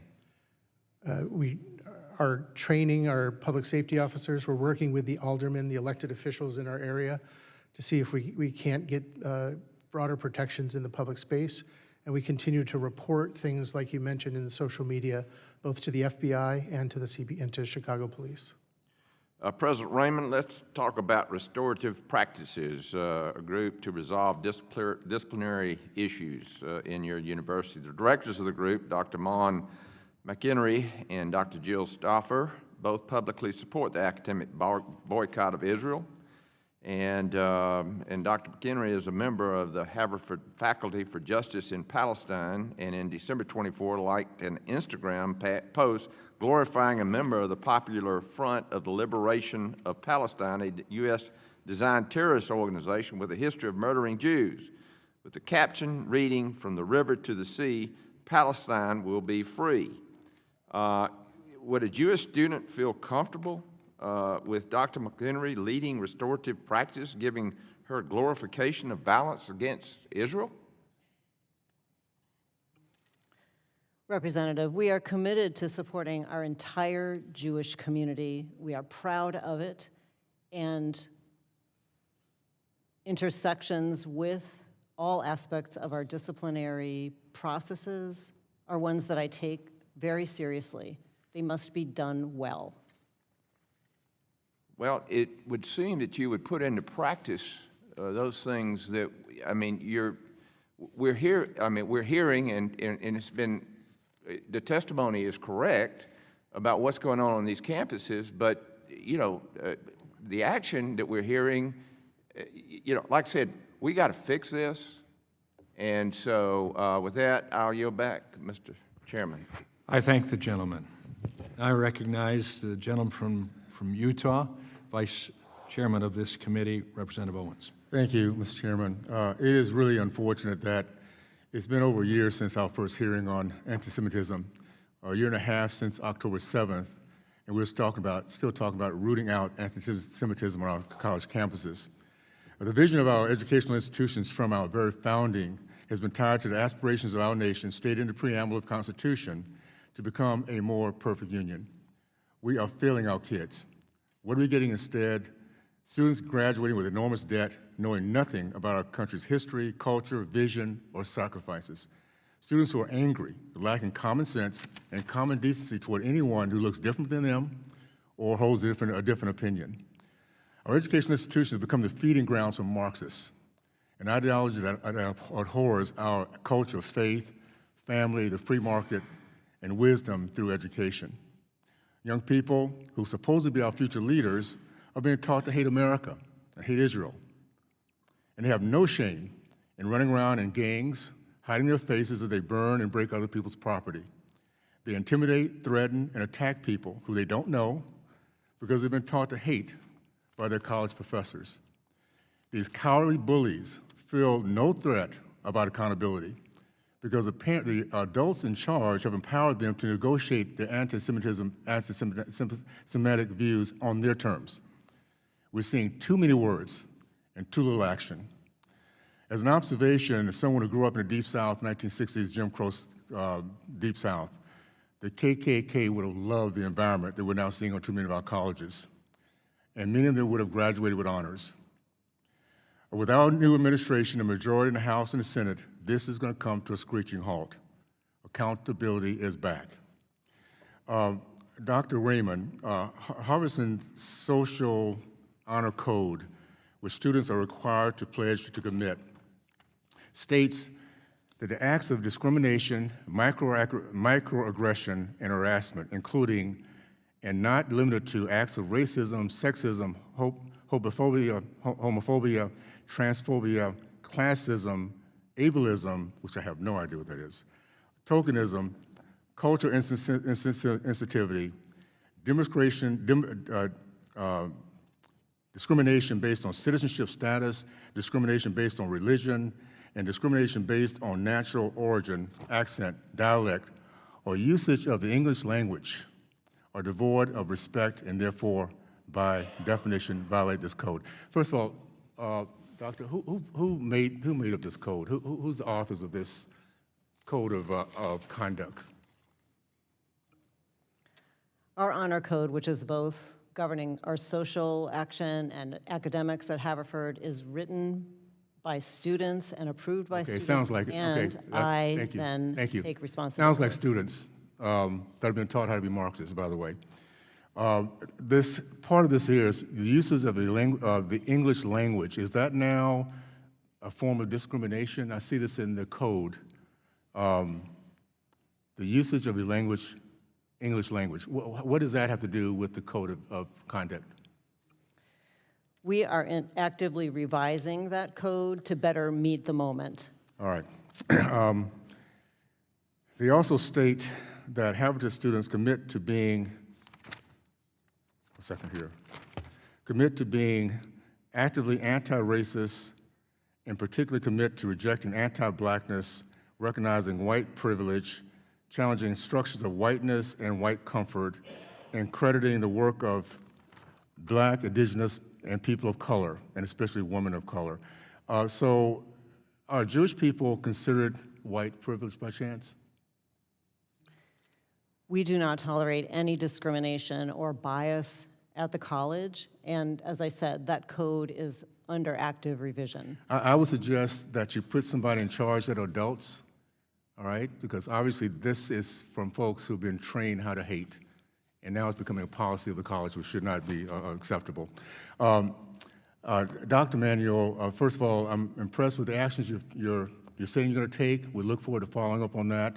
I think part of the problem is what's the teaching that's going on in between. You have someone, Taryn Webb, who made this, some very appalling statements about Jewish people.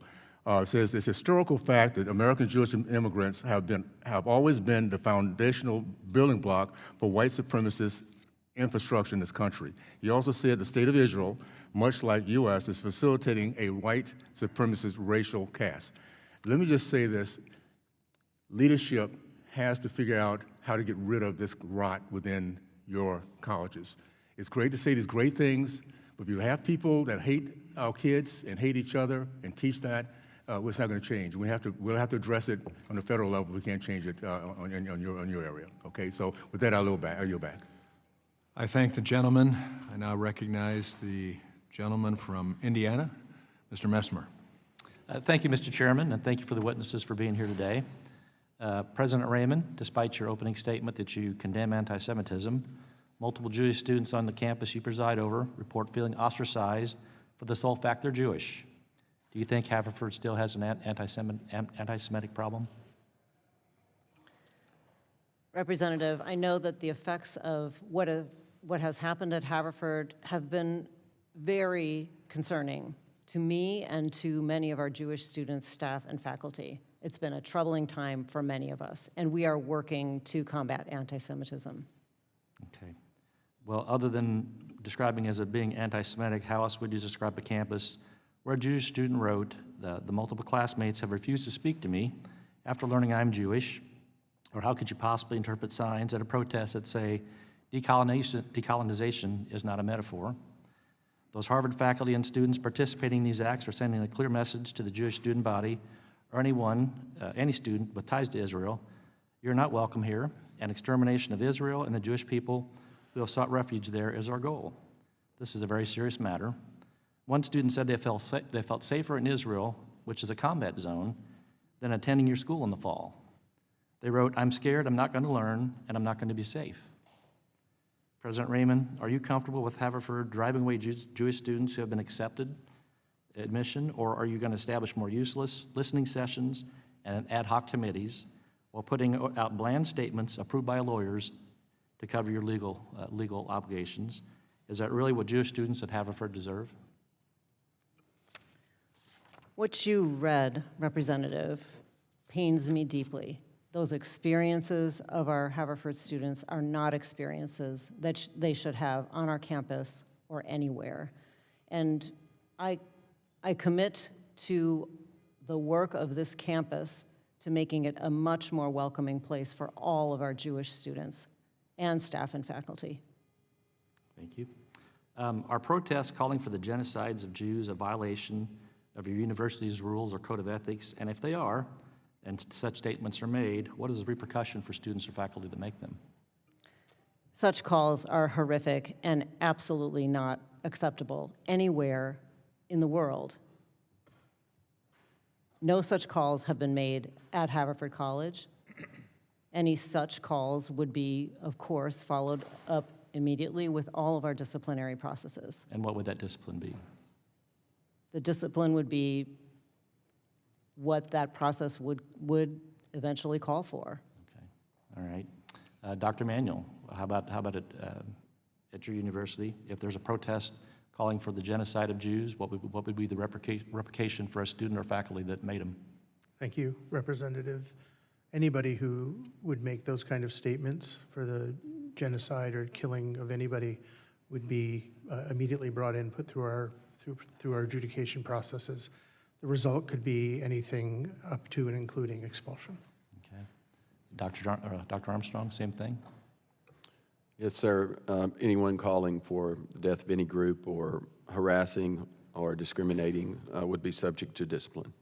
And what would that discipline be?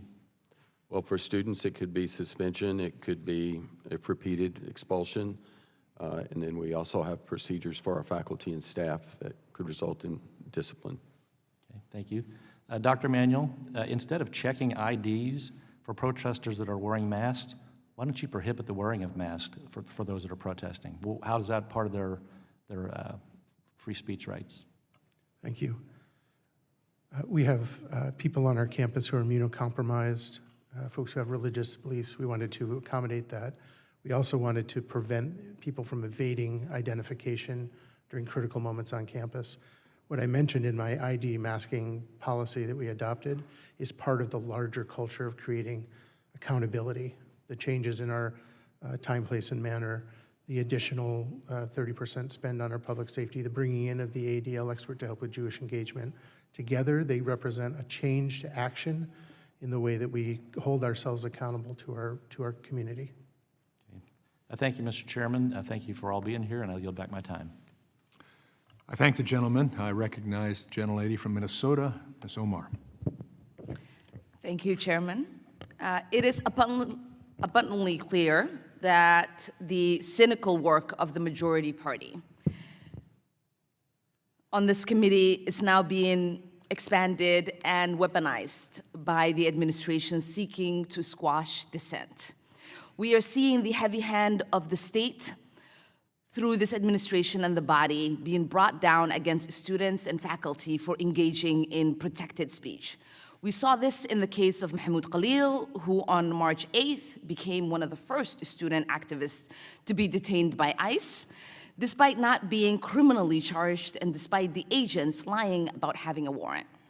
We saw this in the case of Mohsen Mahwadi, who was abducted by ICE at a citizenship naturalization interview for his role in campus protest.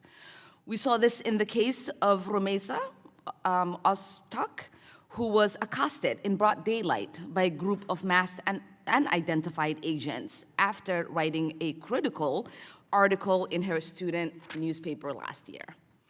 And there have been more. Georgetown professor Badar Khan Suri, PhD candidate Ranjani Srinivazan, a 21-year-old student Yunsan Jang, and many more. Political protests, anti-war protests, pro-Palestinian protests, this is all protected speech under the First Amendment, regardless of citizenship status. Using immigration authorities to target, abduct, and illegally detain non-citizens for their activism is clear violation of their rights and a hallmark of an authoritarian government. As Mahmoud Khalil wrote, from inside the Louisiana Detention Center, where he remained for 60 days. Who has the right to have rights? And as Mohsen Mahwadi wrote after being freed from detention, when they look at my case, all Americans should ask themselves, what is left of our democracy and who will be targeted next? In 1987, almost 40 years ago, 8 immigrants in Los Angeles were arrested as a result of their pro-Palestinian activism, in a shockingly similar circumstances as the arrests and the abductions by ICE that we are seeing today. Professor Cole, you legally represented the LA 8 for 20 years against the US government. After the charges were dismissed, the judge called the proceedings an embarrassment to the rule of law. What similarities have you seen between that Cold War era case and the cases we are seeing today? And what findings were made at the time regarding the First Amendment rights of non-citizens? Thank you for that question.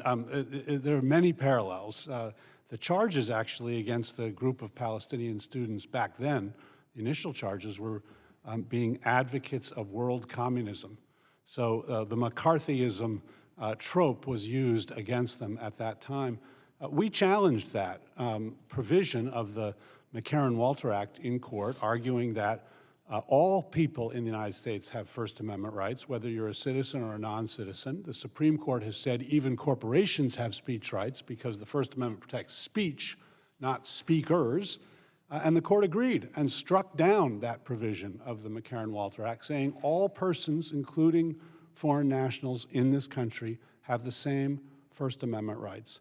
Mahmoud Khalil has the same First Amendment rights. Badar Khan Suri has the same First Amendment rights. And yet, this administration is targeting them for nothing more than speaking out in ways that the administration disagrees with. That is contrary to the core principle of the First Amendment, in the same way that the effort to use charges of anti-Semitism to target universities and try to micromanage how they discipline particular incidents is contrary to the core conception of the First Amendment. Mr. Cole, it is refreshing, Professor Cole, it's refreshing to have a witness who understands the illegitimate McCarthy-like approach the majority is taking on this committee. For them, it is easy to target people's rights to speech and to assemble when they advocate for Palestine. It is easy to dismiss the rights of those who are not yet citizens. Professor Cole, from your decades of experience as First Amendment scholar and champion, does it ever stop at the easy targets? No, it doesn't stop at the easy targets. And you can, again, look back at McCarthyism. It was targeted at a problem. There were communists in this country that were spying for our enemy. But that's not what the McCarthyism was about. It was not about identifying those spies. It ultimately reached millions of Americans who were subjected to investigations. People lost their jobs, were blacklisted merely for their ideas. The gentlelady's time's expired. Yeah. And I will say those who don't learn from history repeat it. So thank you so much. I thank the gentlelady. Now I recognize the gentleman from California, Mr. Kiley. President Raymond, there's a professor on your faculty, Professor Mendelson, is that correct? Yes. He's an Israeli professor, and he has posted that Haverford College's student body is led by Hamas apologists and tainted by anti-Semitism. He said, if I'm a parent of a Jewish student, I will not send them to Haverford College. Do you think there is reality reflected in his sentiments? I'm sorry, I didn't hear you. Do his sentiments reflect a reality on that campus? I think that Professor Mendelson has the right to express himself as he wishes, and I do not think that that expresses the overall reality at Haverford. Was he investigated by your administration? I will not talk about individual investigations. Okay, I'm not asking you the content of the investigation. I'm saying yes or no, was this professor investigated? I will not talk about whether an individual... I think we'll take that as a yes. You have professors who are making anti-Semitic comments, who are inciting violence. Rather than investigate them, you investigate the Israeli professor who is calling attention to the horrors that are taking place on the campus. There was an incident in 2024 where you had posters for Chabad events, for other events of the Jewish community, for anti-Semitism events that disappeared, and you said this was from benign mechanisms, and you said it was the wind. Was it the wind that caused the posters to come down? We do not tolerate any discrimination or bias. That was nowhere close to my question. Was it the wind that caused these posters to come down? Like you said it was? When posters are taken down intentionally, not by the wind, then that would be anti-Semitism. An odd kind of wind that only goes after one particular type of poster. There was also an event on your campus that you've acknowledged by the ADL, the Anti-Defamation League, that was disrupted, at an event specifically designed to counter anti-Semitism. You had anti-Semites that came and disrupted it, and apparently the only thing you had them do was write a letter of apology. Is that correct? Having that disruption of that anti-Semitism awareness event was not acceptable and a horrible moment. And so all they had to do was write a letter of apology. There was also, apparently, donuts were going to be ordered for commencement from a Jewish bakery. A group of anti-Semites on campus asked for a boycott, saying, say no to blood donuts. Did you abide by their calls for a boycott? We purchased and enjoyed those donuts. Did the students receive the donuts? They were eaten at commencement. They were eaten. That's an odd passive voice. Pardon me. Did the students Pardon get me. any? They were available at commencement. To students? Yes, they were available during the commencement. Okay, to students. We also had a takeover of Founders Hall take place on your campus, and you said that you negotiated with those who were involved in this, didn't you? I had conversations with those students when we brought that to a close. Students who physically took over this building, and in fact, you said that the only punishment, the only consequences for them were restorative, not punitive action. Is that right? Restorative, not punitive? When that disruption disrupted our campus activities, according to our policies and our practices, we closed that off, and it ended. There was also an anti-Semitism awareness basketball game that was organized, but the organizers were told that this might prove too antagonistic to the pro-Palestinian students, and the game didn't happen. Is that correct? We are committed to fighting anti-Semitism. Wasn't the question. Was the game canceled? Were the students told that it would be too antagonistic to pro-Palestinian students? That is not what happened. Can you look, would you be able right now to look the parents of a prospective Jewish student in the eye and assure them that their son or daughter would feel safe and welcome on your campus? I can assure all applicants to Haverford College that we are a place that promotes inclusion and belonging for all. But would you be able to look at parents of a prospective Jewish student and say your son or daughter would feel safe and welcome on my campus? Yes, I would. But this is all, Mr. Cole, just McCarthyism to you, right? You've testified, you've likened our committee's anti-Semitism investigation to the House Un-American Activities Committee. Is that right? That's absolutely right. Have you forgotten the hearing with, say, the Columbia president, where during her testimony there was an illegal encampment that had taken over that campus? The House Un-American Activities Committee's problem was that it was dredging up distant affiliations, real or imagined, in order to impugn people. Nothing could be more different than what's going on. I don't know if you've talked to the students at places like Haverford or Harvard or Northwestern or UCLA who are afraid to wear a Star of David, are afraid to wear a yarmulke, are afraid to express their identity in any way because they'll be ostracized, they'll be subject to discrimination, to potentially acts of violence, who have to face checkpoints from anti-Semitic lunatics on the campus, not letting them even access public facilities or cross the quad. Nothing could be more different. This is a shocking problem that has engulfed much of higher education and had been building for many years, but in particular over the last year and a half. And I simply cannot believe that you would say that the Democrat witness from the ACLU would come here and liken this to McCarthyism. We have a long way to go in reforming higher education. I yield back. Can I respond? I thank the gentleman from... Do I get to respond or no? Could the gentleman respond? The gentleman can respond when he's given the opportunity. I now recognize the gentleman from California, Mr. DeSaulnier. Mr. Cole, I want to give you a chance to respond on my time, and I just want to agree with your sentiment. And I'm taken by the comment in that point of history, have you no shame? And sorry, he's leaving. That's just shameless behavior, so I'll give you a few minutes to explain. I guess he didn't want to hear the answer. Apparently. Yeah. So go ahead. If you need more time, it's on me. So the answer is, of course there's a problem with anti-Semitism, there's a problem with Islamophobia, there's a problem with racism, there's a problem with sexism. This hearing, this set of hearings that this committee has engaged in is not a solution to that problem, just as there was a problem with communist spies. We now have evidence that there were, in fact, communist spies.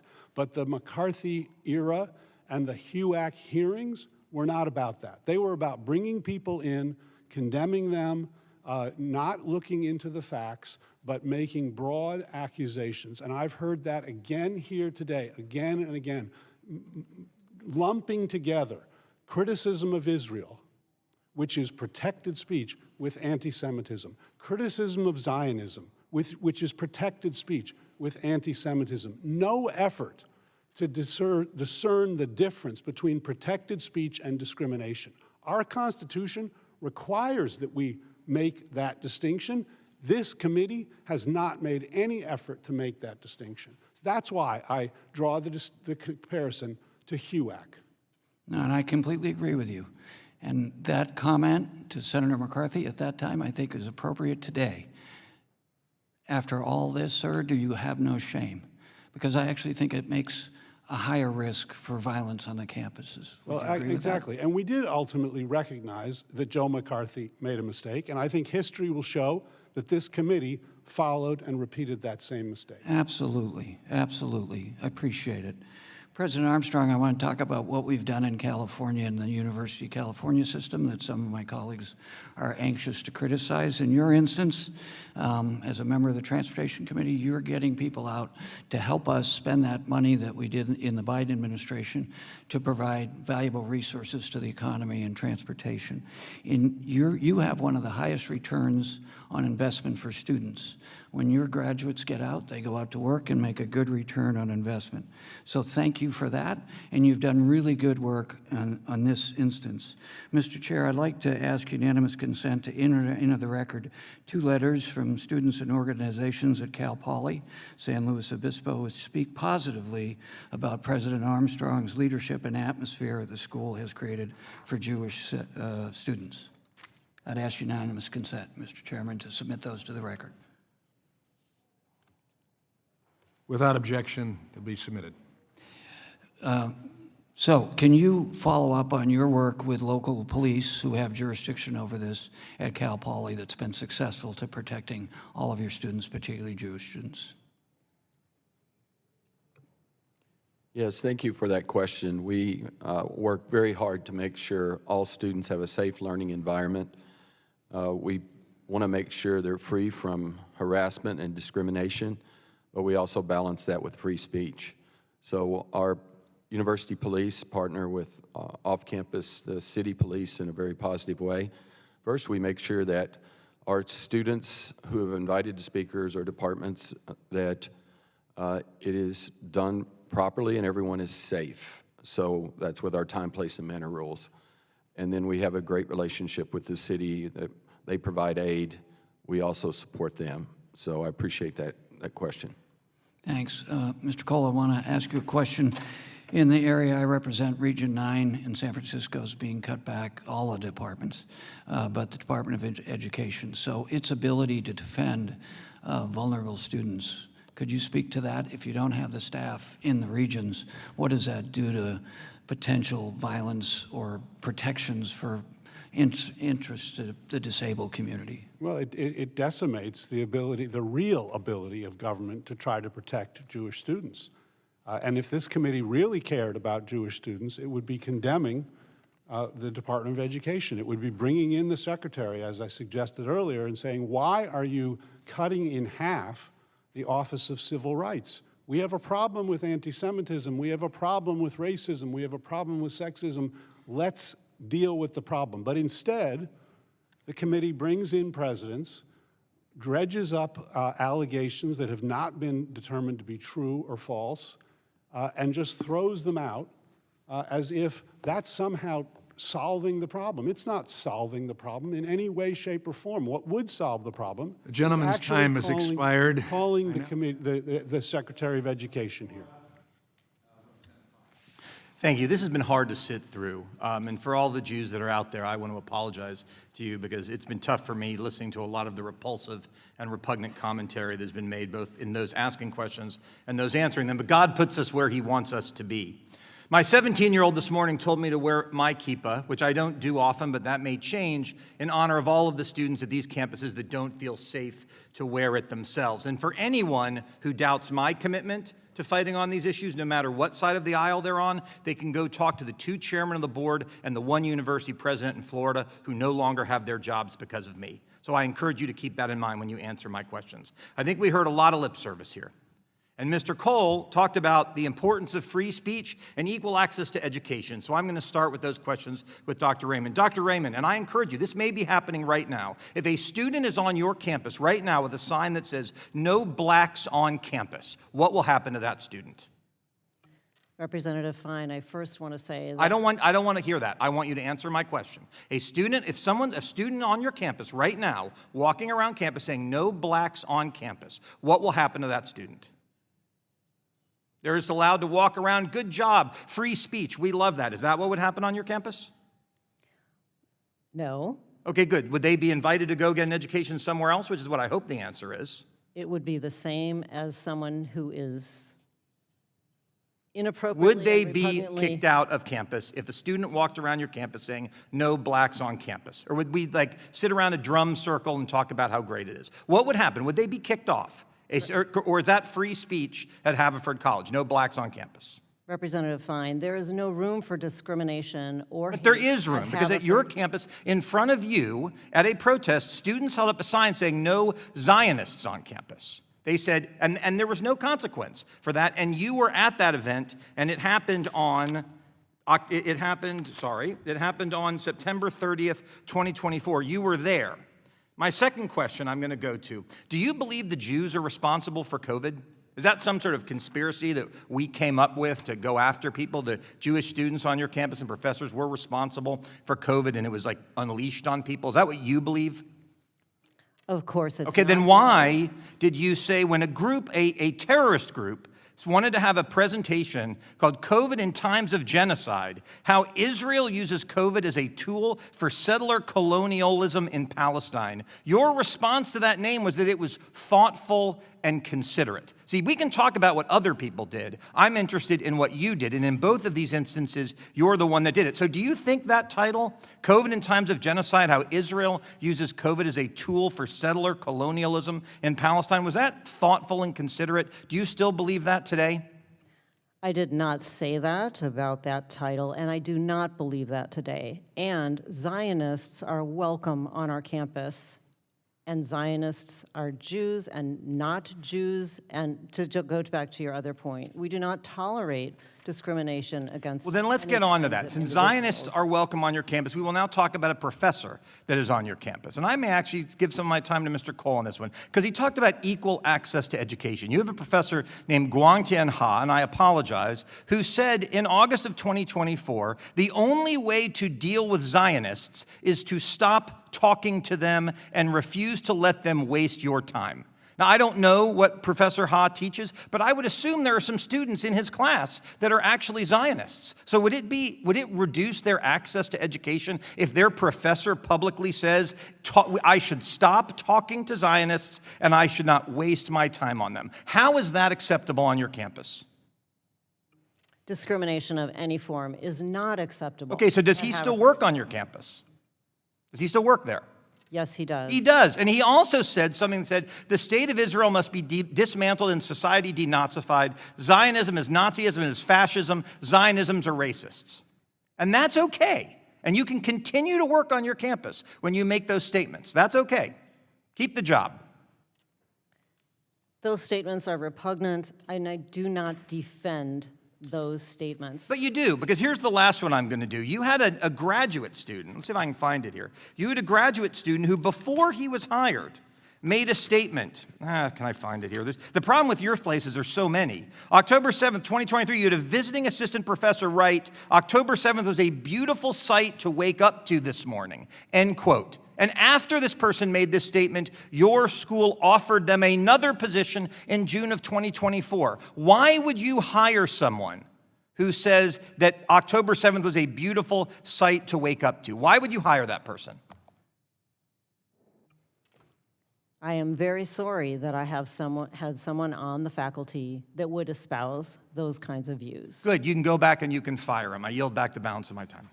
I thank the gentleman, and I would ask to submit for the record the most recent ADL campus anti-Semitism card that includes a report card that includes the 3 universities here, as well as others, including some that have been in front of us, where if it is conjecture that this committee and our activities with hearings are not having an impact, we'll see that there has been impact in better grades that are coming on for some, still terrible grades for others. So without objection, I submit this for the record. I now recognize the gentlelady from Michigan, Ms. Stevens. Thank you, Mr. Chair. And I just wanted to give the first, 15, 20 seconds to Mr. Cole to finish your last thought from the previous question, if you wanted to. From which question? From Mr. Desagne. I'm not even remembering. Okay, well, that's good. I think I think did the finish. committee wanted to make sure you could finish your thought, but if it's been finished. I think I've said what I need to say about the analogies between this committee's work and HUAC's committee's work, and I think history will reflect that is exactly the analogy that we should draw. Yeah. Well, I think we can all agree that combating anti-Semitism is a nonpartisan issue and needs to be treated as such.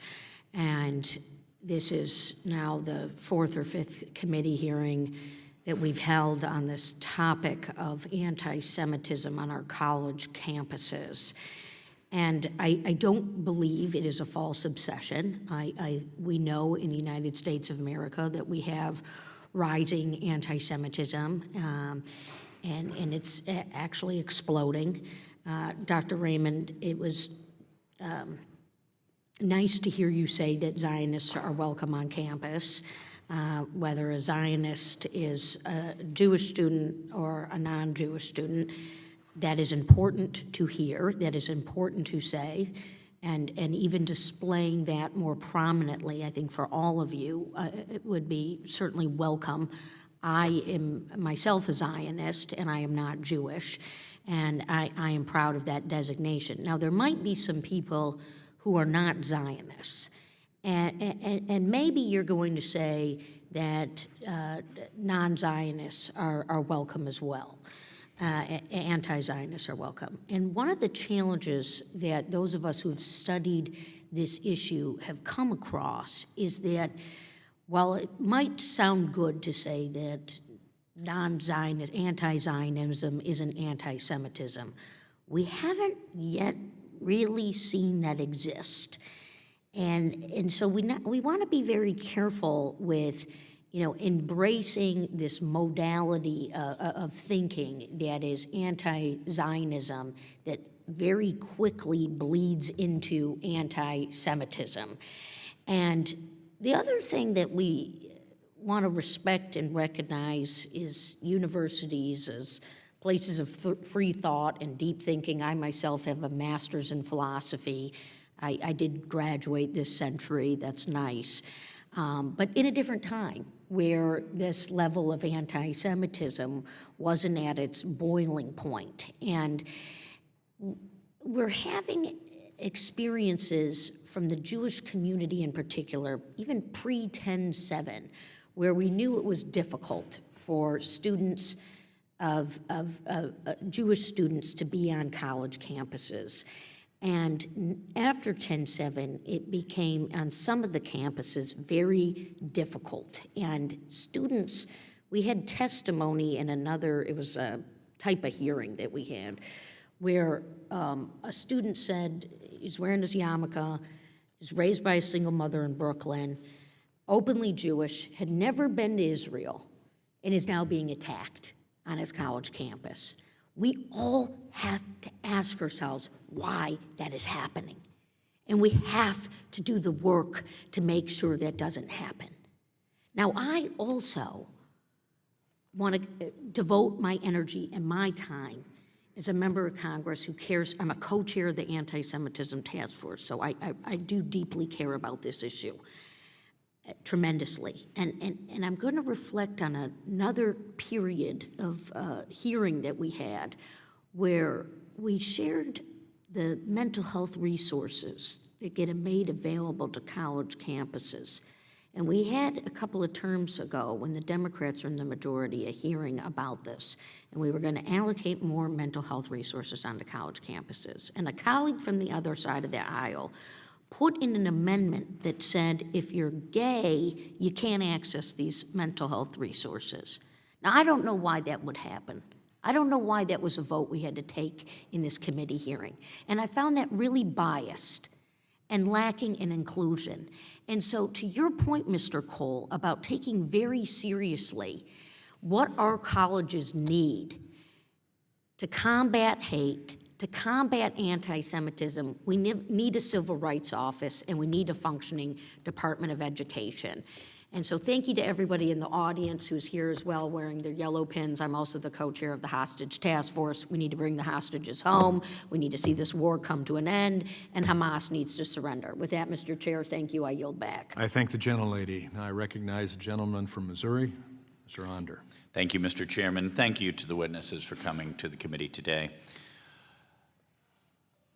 Ms.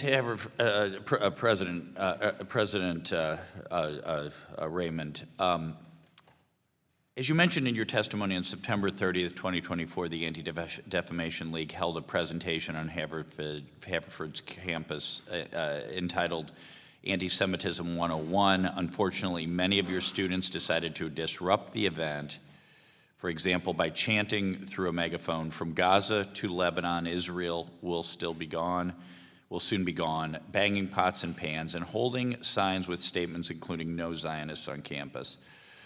President Raymond, yes or no, do you believe that is an incident of intimidating Jewish students and an incident of anti-Semitism? I do believe that is an act of intimidation, yes. Okay. And, you know, I understand that it's not necessarily anti-Semitic to condemn particular aspects of Israeli foreign policy, but in context, would you agree that using the term Zionist in that context, it's a synonym for Jew? I am committed to supporting our Jewish community. Do you think those protesters knew the foreign policy views of every Jewish student on campus? I mean, in context, no Zionists on campus, no Republicans on campus, no Libertarians on campus. I don't think, they're talking about Jews. They're talking no Jews on campus is what those protesters mean. The representative before me, and I said also myself, that Zionists, and I think you know this too, that our Zionists are Jews and not Jews, and we do not accept discrimination against anyone at Haverford.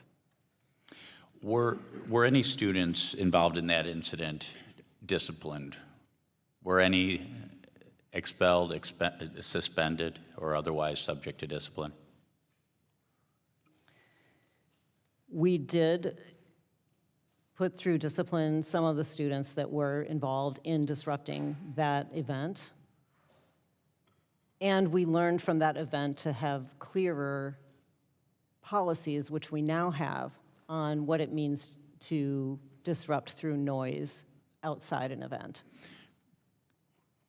Can you give us numbers of how many students were disciplined and in what ways? I will not give numbers or specifics. You were similarly evasive with Chairman Wahlberg, but your colleagues gave us numbers. Why are you not? Can you cite a federal law that doesn't allow you to do so, or are you more ethical than they are because you're protecting students' privacy better? We're not asking for names. We're not asking for social security numbers or dates of birth. We're asking for numbers. My top priority is the safety and well-being of our students. You're not going to give us the information.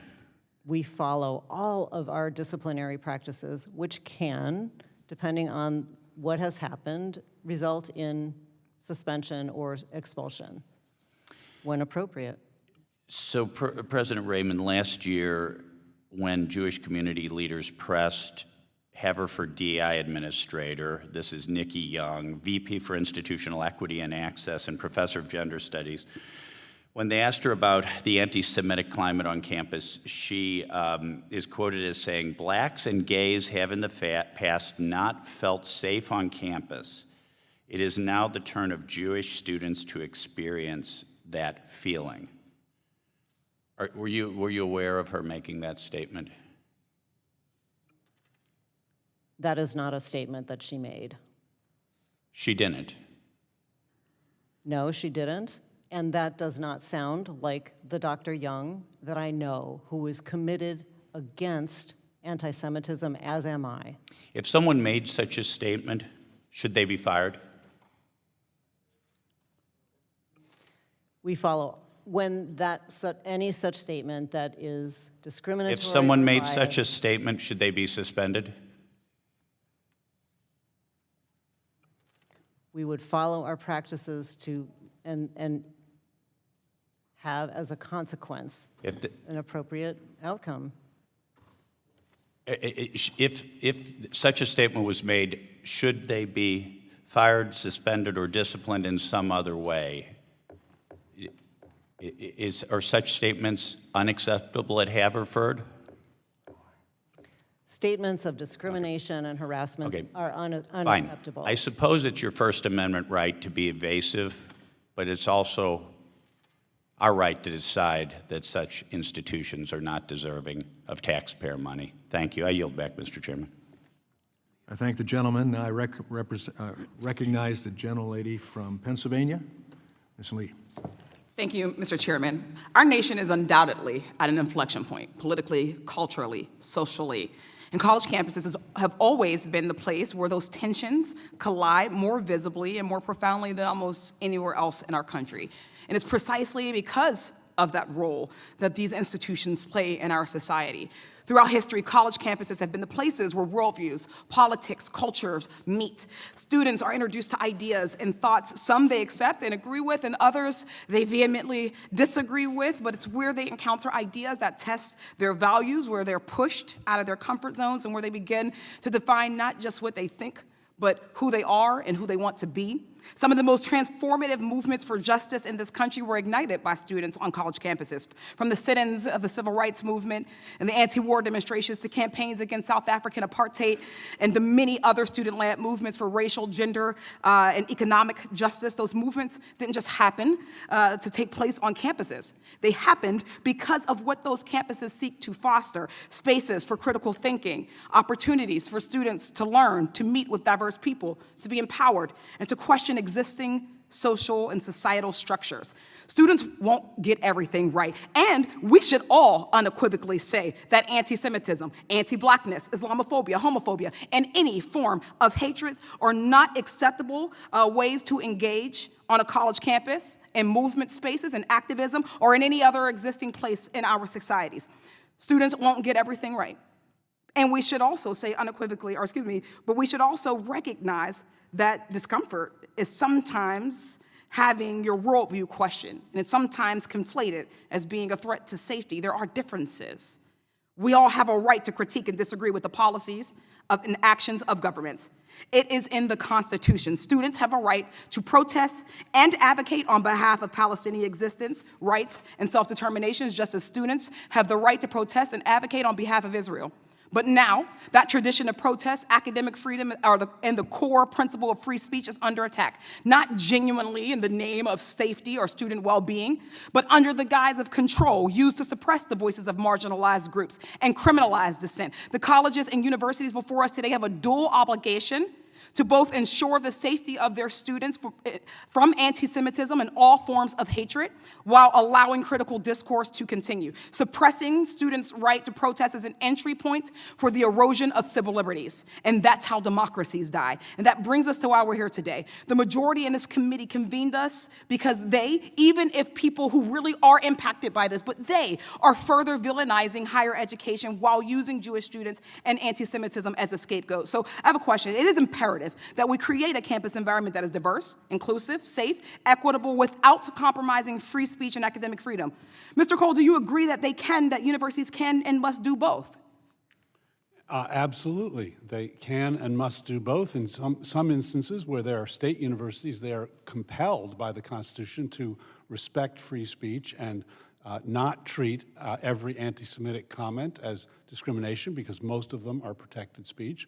And on private universities that are not bound by the Constitution, many, and indeed most of them, have adopted free speech policies precisely for the reasons you suggest, that it is critical to an education. And for years, conservatives complained about universities not being open enough, not being tolerant enough condemning speech which was only racist or only sexist, and now suddenly they've switched entirely. And if I may, to add to that, every student deserves to be safe and have their humanity recognized. This administration has done nothing toward that end. If they actually cared about campus safety and protecting students, then in addition to acknowledging the real rise in anti-Semitism, we'd also be talking about the rise in Islamophobia and the persistent anti-Blackness, the degradation of rights of trans students. Since my tenure, we've had 0 hearings, resolutions, or acknowledgments of any of the many intertwined ills that plague our college campuses in larger society. So has anyone, just a yes or no, has anyone on this committee, from the majority on our committee, has anyone from the Trump administration asked you about racist, Islamophobic, or homophobic incidents on your campus, yes or no? Probably not, just for time. I would say they probably have not, because what's become clear is that the concern here is selective, only appearing when it can be weaponized for political gain. Instead, what we're seeing is a deliberate effort to divide marginalized people. My colleagues are weaponizing, attempts to weaponize learning as transparent and pathetic. It is clear that my colleagues' real issues with free speech and education, not anti-Semitism. We shouldn't fall for it. It's clear that they don't care about it because they've dismantled and closed regional office for the Office of Civil Rights, where we are tasked with investigating anti-Semitism. That they have not spoken out against the Nazi salutes of Elon Musk, or the Great Replacement theory that led to the largest anti-Semitic massacre in my district in the Pittsburgh synagogue shooting, that they have done nothing about anti-Blackness. I won't hold my breath for a hearing on that. That we haven't acknowledged that our safety and our liberation is tied together. That is not actually student safety that they care about. We have to fight back against our attempts to erode our civil liberties. We cannot allow them to use efforts to divide our marginalized communities against each other in that fight. We are the closest we have ever been to losing our civil liberties. We have to fight against it. Gentleman from Pennsylvania, Mr. McKenzie. Thank you, Mr. Chairman. I appreciate today's hearing on stopping the spread of anti-Semitism on American campuses, because we do see a very real problem that is occurring all across the country. Anti-Semitism has been around for a long time, but ever since October 7th, it has come out into the light in a much more shocking and offensive fashion, particularly on our university campuses. And when it presents itself, we appreciate that some of the university presidents are willing to identify those situations and call them out. And when discrimination like this goes through a process that you have on your campus, and a violation is determined that it has actually occurred, appropriate punishment is being meted out. That's important that we recognize that as well. But then accountability for us as legislators is making sure that those institutions that actually go through that process recognize the discrimination that is occurring on their campus, hand out punishment. We want to make sure that that is actually the course of events that's playing out. During the course of this testimony today, 2 of the university presidents have been very transparent with the aggregate information that they were willing to share about the punishments that were handed out on their university campus. One was not. One has evaded that conversation a number of times, saying that she was unable to provide that information. Under pressured testimony, twice though, you have acknowledged that punishment has occurred. So you have violated your own standard that you would not disclose or discuss any punishments that were occurring on your university campus. So my question to you, to the President, Dr. Raymond from Haverford College, is will you go back to your college campus, collect that aggregate information, we don't need any personal information, and share it with this committee about the punishments that have been handed out from your university to students or others who were involved in this discriminatory practice on your college campus? Representative McKenzie, I appreciate your requesting that, and I can commit to our practices around this. We do not share our results of our disciplinary processes on our campus or publicly. And that's a problem. So that is a problem. You do receive federal money, do you not? In some way, either directly or indirectly through student loans or grants to your university. We do, in a wonderful partnership with the federal government. Well, that partnership may be in jeopardy, because if you will not provide transparency and accountability like your other colleagues here, it calls into question your actions on your campus. And so when people are concerned about discrimination that is happening on your college campus, which the list is pretty long at this point, it's very concerning the amount of incidents that have piled up at your college campus under your tenure, and yet you won't share any information about the punishment that has been handed out when discrimination that you acknowledge has happened on your campus, you won't share that anybody has actually been punished for that. Representative, the effects of what have happened at Haverford on our Jewish students and community are real and deeply troubling to me, and I am in this work, committed to getting it right. We have had many policy changes since October 7th in order to do this work better than we were able to do then. And I commit to that work on an ongoing basis with deep empathy and care for all of our Jewish students, staff, and faculty. I appreciate that statement, but it is lacking in transparency and accountability about the end results of punishment that are handed out to students and faculty that are on your campus that participate in discriminatory actions. That should just be a baseline for receiving federal funding. You're willing to acknowledge that discriminatory actions have happened on your campus. You're willing to say that we are going to take some kind of action when that does occur. You're going to go through a process, but then you won't actually show those of us that are responsible for providing federal funding that you have actually done anything at the end of the day. So that is a very concerning course of action, and I think it's something that Congress should probably look into, saying that there needs to be transparency, there needs to be accountability, and those institutions that don't want to provide that and want to be evasive in remarks before Congress, want to avoid transparency and accountability in their actually publishing of the results of, in aggregate numbers, the fact that they have taken action against discriminatory behavior. I think that probably warrants a further investigation. The Department of Education should be looking into that, and ultimately, they should be withholding funds from somebody who does not want to provide transparent and accurate information about how they are handling discrimination on their college campus. Thank you, and I yield back. Gentleman's time has expired. I thank the gentleman. I recognize the gentleman from Washington, Mr. Baumgartner. Thank you, Mr. Chair. Dr. Raymond, how many Americans were killed on October 7th? I don't know. Dr. Raymond, how many? There were some in Israel. How many Americans were taken hostage on October 7th? I know that some were. I do not know the number. And do you know how many Americans are currently held hostage by Hamas? No, I do not. But you do condemn Hamas as a terrorist group. Yes, I do. Well, do you think you don't know these numbers because these American victims were Jewish? Of course, that is not the reason. Do you think there's been sufficient sympathy for the Jewish Americans who've been killed and taken hostage by Hamas on your campus? We are all bereft around what happened on October 7th in Israel and for all that were impacted, and it's a period. It is a horrific time in history. And Well, yes, see, we have October 7th was the greatest terrorist attack on American citizens since 9/11, and yet you don't know how many Americans were killed, you don't know how many were taken hostage, and you have an anti-Semitism problem on your campus. So it's hard to conclude, and I appreciate that you come here today acknowledging that you yourself have personally made mistakes when it comes to anti-Semitism and that Haverford College has made mistakes, but those apologies ring a little hollow if we don't even know the basics of sympathy for how many American Jews were killed on October 7th. Now, you didn't write a letter or make a strongly worded statement after October 7th, is that correct?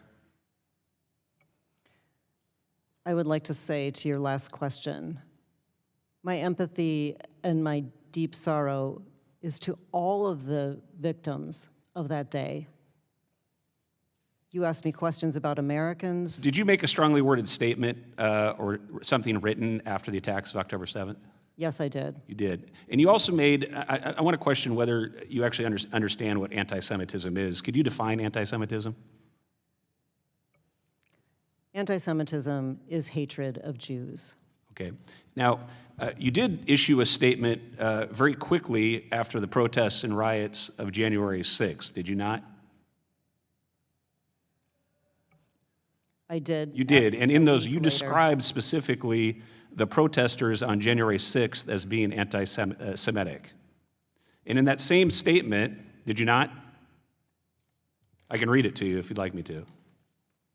Pardon me, I'm sorry, I thought I heard January 6th. Yeah, January 6th. So you didn't issue a very strongly worded statement after October 7th, but you did after January 6th, and you described the January 6th protesters at the nation's capital as anti-Semitic.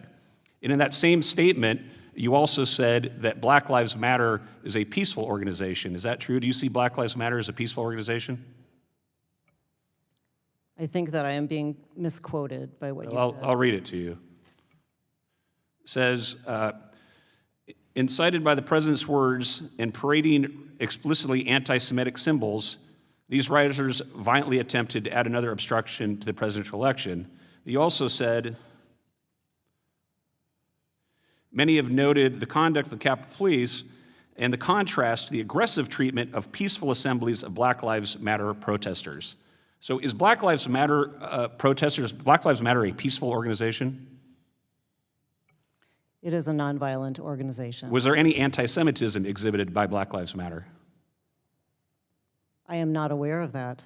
So you're not aware the president of a university that does not know how many American Jews were killed on October 7th and a president that does not know of any anti-Semitic behavior by Black Lives Matter. Are you aware that Black Lives Matter committed over $2 billion in damage? This is the organization that you describe as peaceful?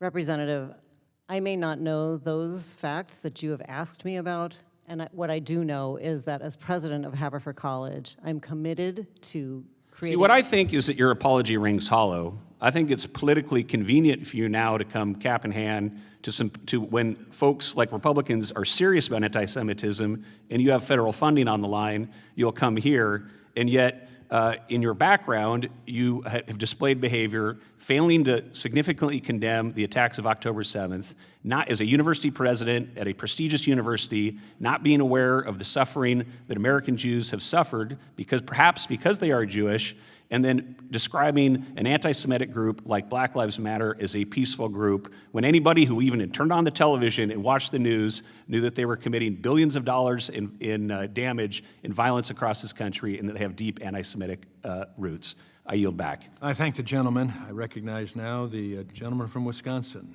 Mr. Cole, if somebody issues statements which are critical of Islam as a religion, is that protected speech under the First Amendment? Sure. If a Christian minister attacks the gay lifestyle, is that protected speech under the First Amendment? Yes. Wow. What, I'm sorry? I said, wow. Okay. Thank you. Now, by the way, you got those answers right. Thank you. I'd like to ask our professor something. I've had this job now for a little over 10 years, and I get around to all sorts of groups and talk to people. The number of people I talk to is just beyond belief. I have yet to hear, and I think I would have remembered if I heard it, any what I would call anti-Semitic remarks. Nevertheless, we seem to have a problem in all these universities in which anti-Semitism seems to be somewhat prevalent. Do you want to take a crack as to why anti-Semitism is, I think right now, tiny in the United States, but the only place it seems to be common is on university campuses? Well, I don't. Not you. We'll give the others. They're the experts. We're done with you, so that's. Oh, I thought you said professor. I'm sorry. Yeah, so you passed your test. Any of the other three want to take a crack as why we seem to have anti-Semitism on Americans' college campuses, but we don't have anti-Semitism at, from what I can tell, I talk to people all the time, not a big problem in America as a whole. Nobody has a reason why that is so. You must think when these incidents happens on your campuses, why is this happening? You don't think at all. Your mind is a blank. I guess your mind is a blank. You don't only think of university presidents, mind is a blank, but apparently they are. It is my belief that the reason you see more anti-Semitism on campuses is because there is a lack of thought on the campuses, and the campuses are the home to the hard left of this country. And if there's a odd campus that is the home of the odd left, but we've got some presidents here of big, huge universities. I mean, DePaul, Cal Poly, big universities. But I think there is, for example, very little people who would be described as Christian conservatives or Republican.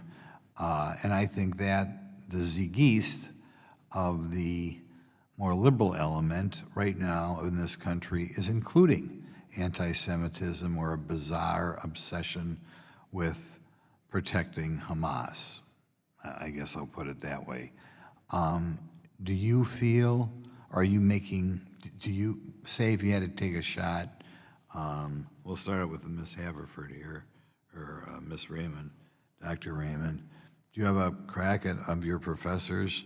What percent you would think would vote for, say, a Donald Trump, and what percent would vote for a Kamala Harris, or even further left-wing type candidate? Representative, we do not ask. You must have an that idea. question You must have an idea. You of talk our to people. faculty. You have no idea. No idea. We don't know. Maybe 80% were for Trump. You have no idea. Not even in the individual department you have any idea. I do not, and I'm not interested in that kind I of don't information. believe that, but okay, you can say that. How about Mr. Manuel? Thank you. Like Haverford, we don't track. I know you We don't have track, about but you must have an opinion. You talk to 1,200 people. faculty on campus, and I can tell you that our practices have protected both conservative and progressive voices in our work. You have no idea. Okay. Mr. Armstrong, I mean, you must talk to people. Everybody talks about the election last October. Do you feel you have kind of a angling to the left side big time on your campus there in California? We have the vast majority of our faculty and staff. They really focus on student success. We have a high STEM population. Nobody wants to take a crack at it. Well, okay. I think the problem that we have anti-Semitism on the campus is because odd, offbeat, hateful ideas fester in a place of extreme leftism, and I think the universities in this country have become fanatical left-wingists, and I don't know what we can do about it as a country. We're going to have to talk and see what we can do about it, because we sure funnel money into the universities, and I don't think the gentleman. kids are getting Time has all expired. Thank you. I now recognize the ranking member, the gentleman from Virginia, Mr. Scott. Thank you. Mr. Cole, can you say what the effect on effectively addressing anti-Semitism is when you ignore race, national origin, disability, gender, and other religion forms of hate? Well, you're not addressing the problem in a neutral, across-the-board way, and that calls into question the genuineness of your concern for discrimination. Thank you. You talked about the hearings like this being problematic because there's been no factual investigation. Jobs have been threatened. Can you say another word about why we need an actual investigation rather than hearings like this? Yeah, the line between protected speech that is anti-Semitic and discrimination that is anti-Semitic is a hard line to draw. But it's a line that our Constitution compels us to draw. It's not a line that I've heard a single Republican care about on this committee, but it's a line that the Constitution requires us to draw. And how do you draw that line? You engage in close, consideration of all the facts and circumstances around an incident. You don't just take a letter from a student, you call in the student, you call in other people who witnessed the incident. You determine what actually happened based on often competing accounts. And then you make a determination based upon those facts. That's what faculty committees do when they consider these kinds of complaints. That's what OCR did until it was decimated by this administration. That is not what I have seen this committee do in 8 hearings. I haven't seen them do that in a single instance. And instead, all they've done is bring in presidents and berate them based on the committee's version of the facts, which may or may not be true.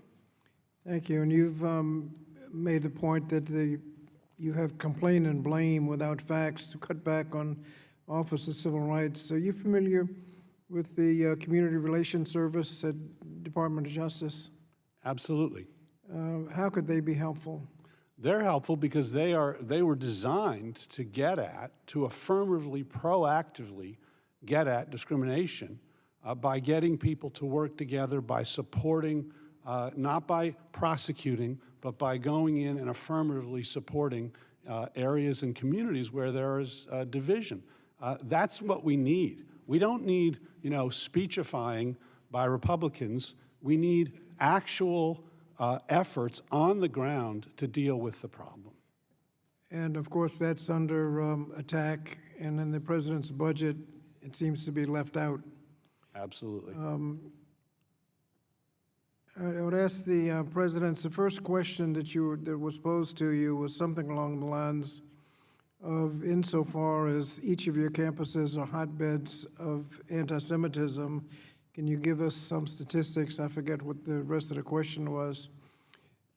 Each of you went right to the statistics and left us to assume that you agreed with the premise that your campuses were hotbeds of anti-Semitism. Anybody want to make a quick comment on whether or not that assumption is accurate? That is not a description that I would use. Okay, thank you. Dr. Manuel? I would not use that description either, and I would note that our retention rates for Jewish students are up slightly over 5 years, as are our well, I'm just talking about the question. You let it slide by. Dr. Armstrong? No, I would not agree with that statement. And Mr. Colin, last minute, can you just say a word about the tension between free speech and when it gets into, speech can get into criminal law, violation of Title VI, and possible campus code violations? Again, the reason that Title VI has very high standards for when speech actually constitutes discrimination is because the Constitution protects all kinds of hateful speech. We can condemn that speech, we should condemn that speech, but we can't punish people for engaging in that speech. That's why Title VI says it's not discrimination to say something criticizing Israel at a protest. It is discrimination if you target a particular individual because of his Jewish identity for individually targeted harassment. And it's a violation of Title VI if the university is deliberately indifferent to that, meaning they ignore the problem. I haven't heard any evidence. And what is a hostile environment? Hostile environment is only where the speech is so severe, pervasive, and objectively offensive that it denies equal access to education, a standard that is extraordinarily high, has rarely been met in any case in this country. And again, it's because if you define discrimination through speech too broadly, you chill speech. And that is precisely what this effort of this committee has done, is to chill speech. The gentleman's time has expired Israel again. is protected. And we will move on. Thank you. Mr. Cole, you've made your point pretty clear several times. So Thank you. I now recognize, I don't agree with it, but I now recognize gentleman from Ohio, Mr. Rulli. Thank you, Chairman, and I want to thank all of you for coming. I know it can't be easy to be on that side. This is not a persecution. This is a learning curve, and I have to condemn the other side of the aisle that dilute the fact that this is about October 7th and anti-Semitism. I live about 38 miles away from Kent State University. We just had our observation of the anniversary of the shooting. The Boardman girl that was 18 that got killed, shopped in my family's stores. It's very personal to us. In my political world and in my philosophy of life, we celebrate protesting. There is nothing wrong with protesting. It's what our country is based on by the founders. However, there's a difference between protesting and safety. And there's a difference between protesting and highlighting anti-Semitism. I think that, when we were raised, and we're all probably close to the same age bracket, when we were raised and we were in high school and we were in college, we heard a phrase calling, never again. But now the four of you are at the heights of power, and never again happens to be right now. And we all saw the videos on TV, on YouTube. They're there right now. I can pull them up on my phone. And Harvard Square, when I went to school at Emerson, so I was in Boston. I know Harvard Square really well, where literally Jewish kids were afraid to go to school, that were pushed on the ground, and they were harassed. Now, when I was in the Ohio Senate, I dealt with President Carter of The Ohio State University, and we had meetings with him before the protests, which he allowed to happen, which were very safe. Nobody was threatened. The campus was cleaned up, and I think the Palestinian protesters did a great job of their protesting. However, a lot of these universities throughout this country have not performed like that. So my focus goes to Dr. Manuel, and like I said, this is more of a learning curve. I don't want you to feel that we're here to persecute you, but I do want to do better.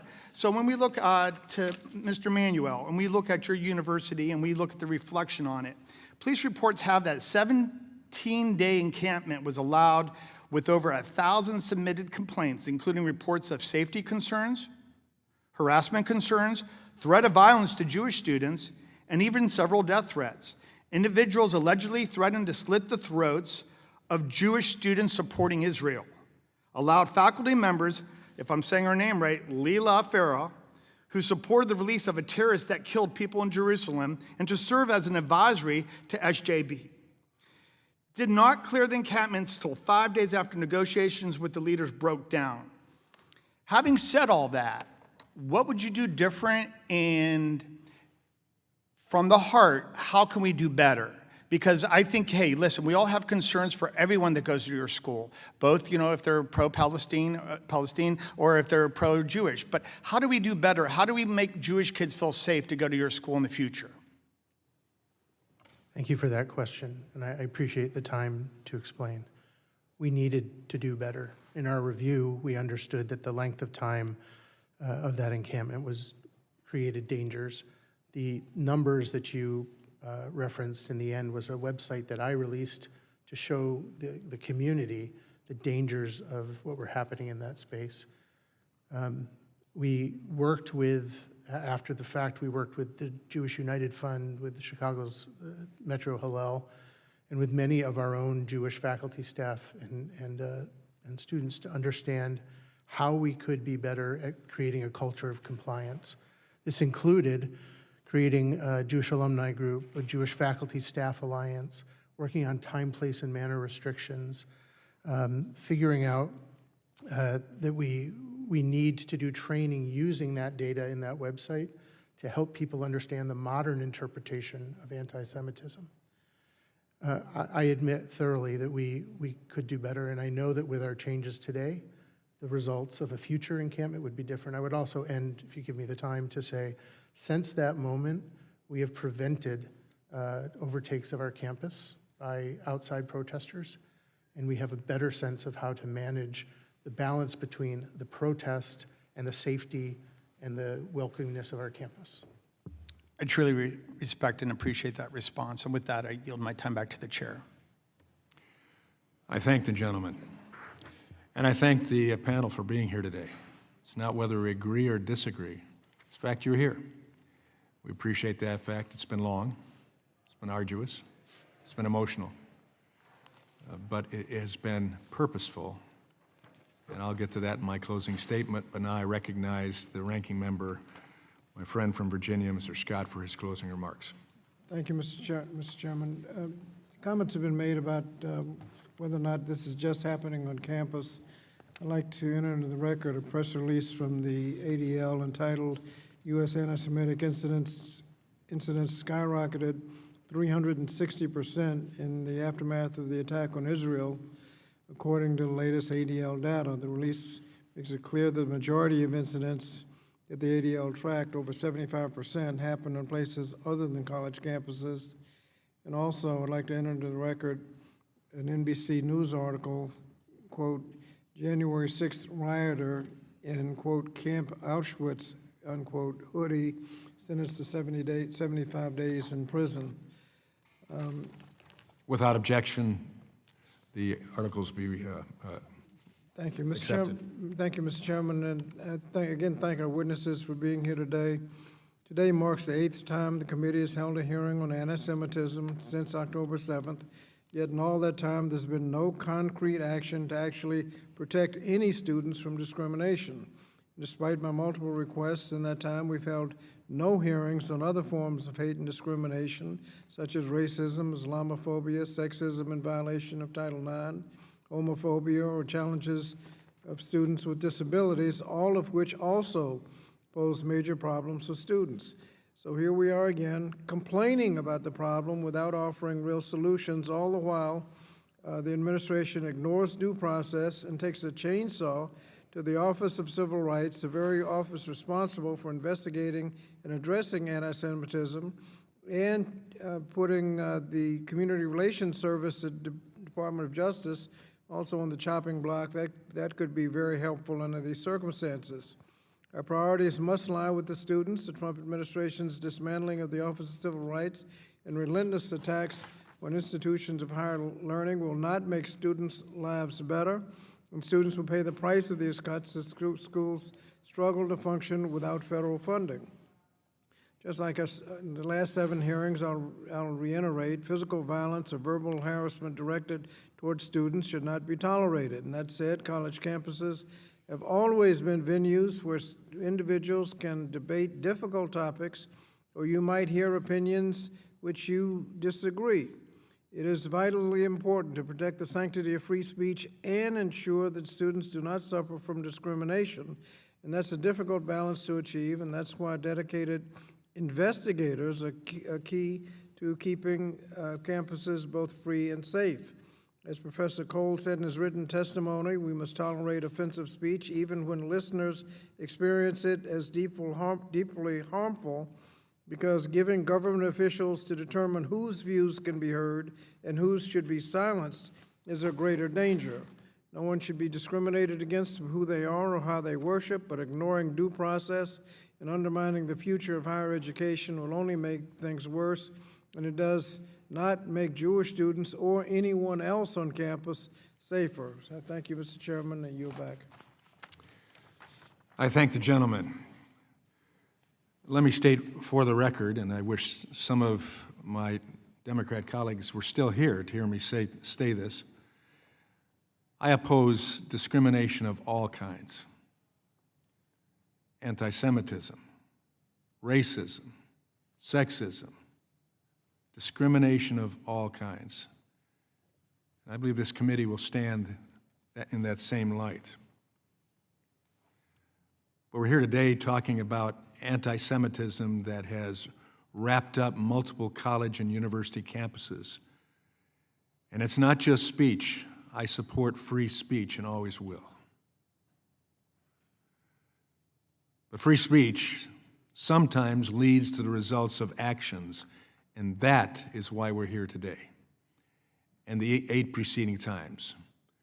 When Jewish students cannot feel safe or have the ability to experience all that they expect on their university or college campus because of anti-Semitism, anti-Zionism that blocks them, including faculty members, that will block them from having the meaningful experience that they paid for, at the very least, on their college campuses, or, even worse, being beat upon and injured as a result of what?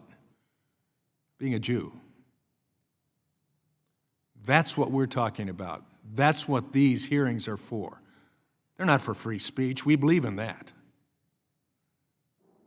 But it's not too hard to tell when someone is injured and has a surgery because of that it's actions that are impacting freedom of education I would suggest as well that the entities that have been responsible for civil rights issues on campus have failed. This has been developing. OCR and others have not done their job. And I hope in the process of what this administration is doing, and we will be asking questions, we will have an entity that will actually function for all students, all faculty on campuses. Remember, this happened before this administration took office. We want it to end. So any suggestion that this is McCarthy-like is radically false. We are going to come to a solution. And thankfully, I can say as a result of these, we are seeing campuses around the United States taking action. And I thank the two campuses here today, DePaul and Cal Poly, for being able to demonstrate, at least in words, and of course we're looking for the policy and the outcomes, but you were able to tell us of mistakes and now what you're doing to remedy that. We wish you all well. For the good of this country, we need academic institutions that allow freedom of speech, but opportunity to experience it equally like all other students on campus, regardless of who you are, where you come from, your nationality, your gender, your faith. Sadly, we've seen the education of college students hindered far too often. And in this case, the hearing was on anti-Semitic disruptions, the blocking of access to buildings, interruption of lectures, hateful, violent slogans that were put in place to incite violence, not just free speech. We've heard today of some modest changes made in recent months. We want them to be meaningful. But meaningful accountability means taking the risk of being unpopular and asking hard questions. Yes, it was passionate today. Sometimes it was emotional. I get that. But at least on this side of the aisle, we're taking it in a significant, meaningful, and purposeful way. And I would expect that a majority of my colleagues on the other side of the aisle take it purposeful as well. Hard decisions have to take place. We're wishing you success. We'll be watching. And I hope we'll be watching other universities and colleges around this country also saying, I don't want to be part of the problem. I'm going to take the example of what's gone on in our eight hearings, and we'll work for change as well so that all students, those who come on a visa or those who have been blessed beyond measure to be born here as part of this great American experiment, that we'll all experience academic freedom and greater opportunity in the future. And so I thank you. I thank you for being here today. I thank you to my colleagues on both sides of the aisle. And being that there is no further action to be taken, the hearing is adjourned.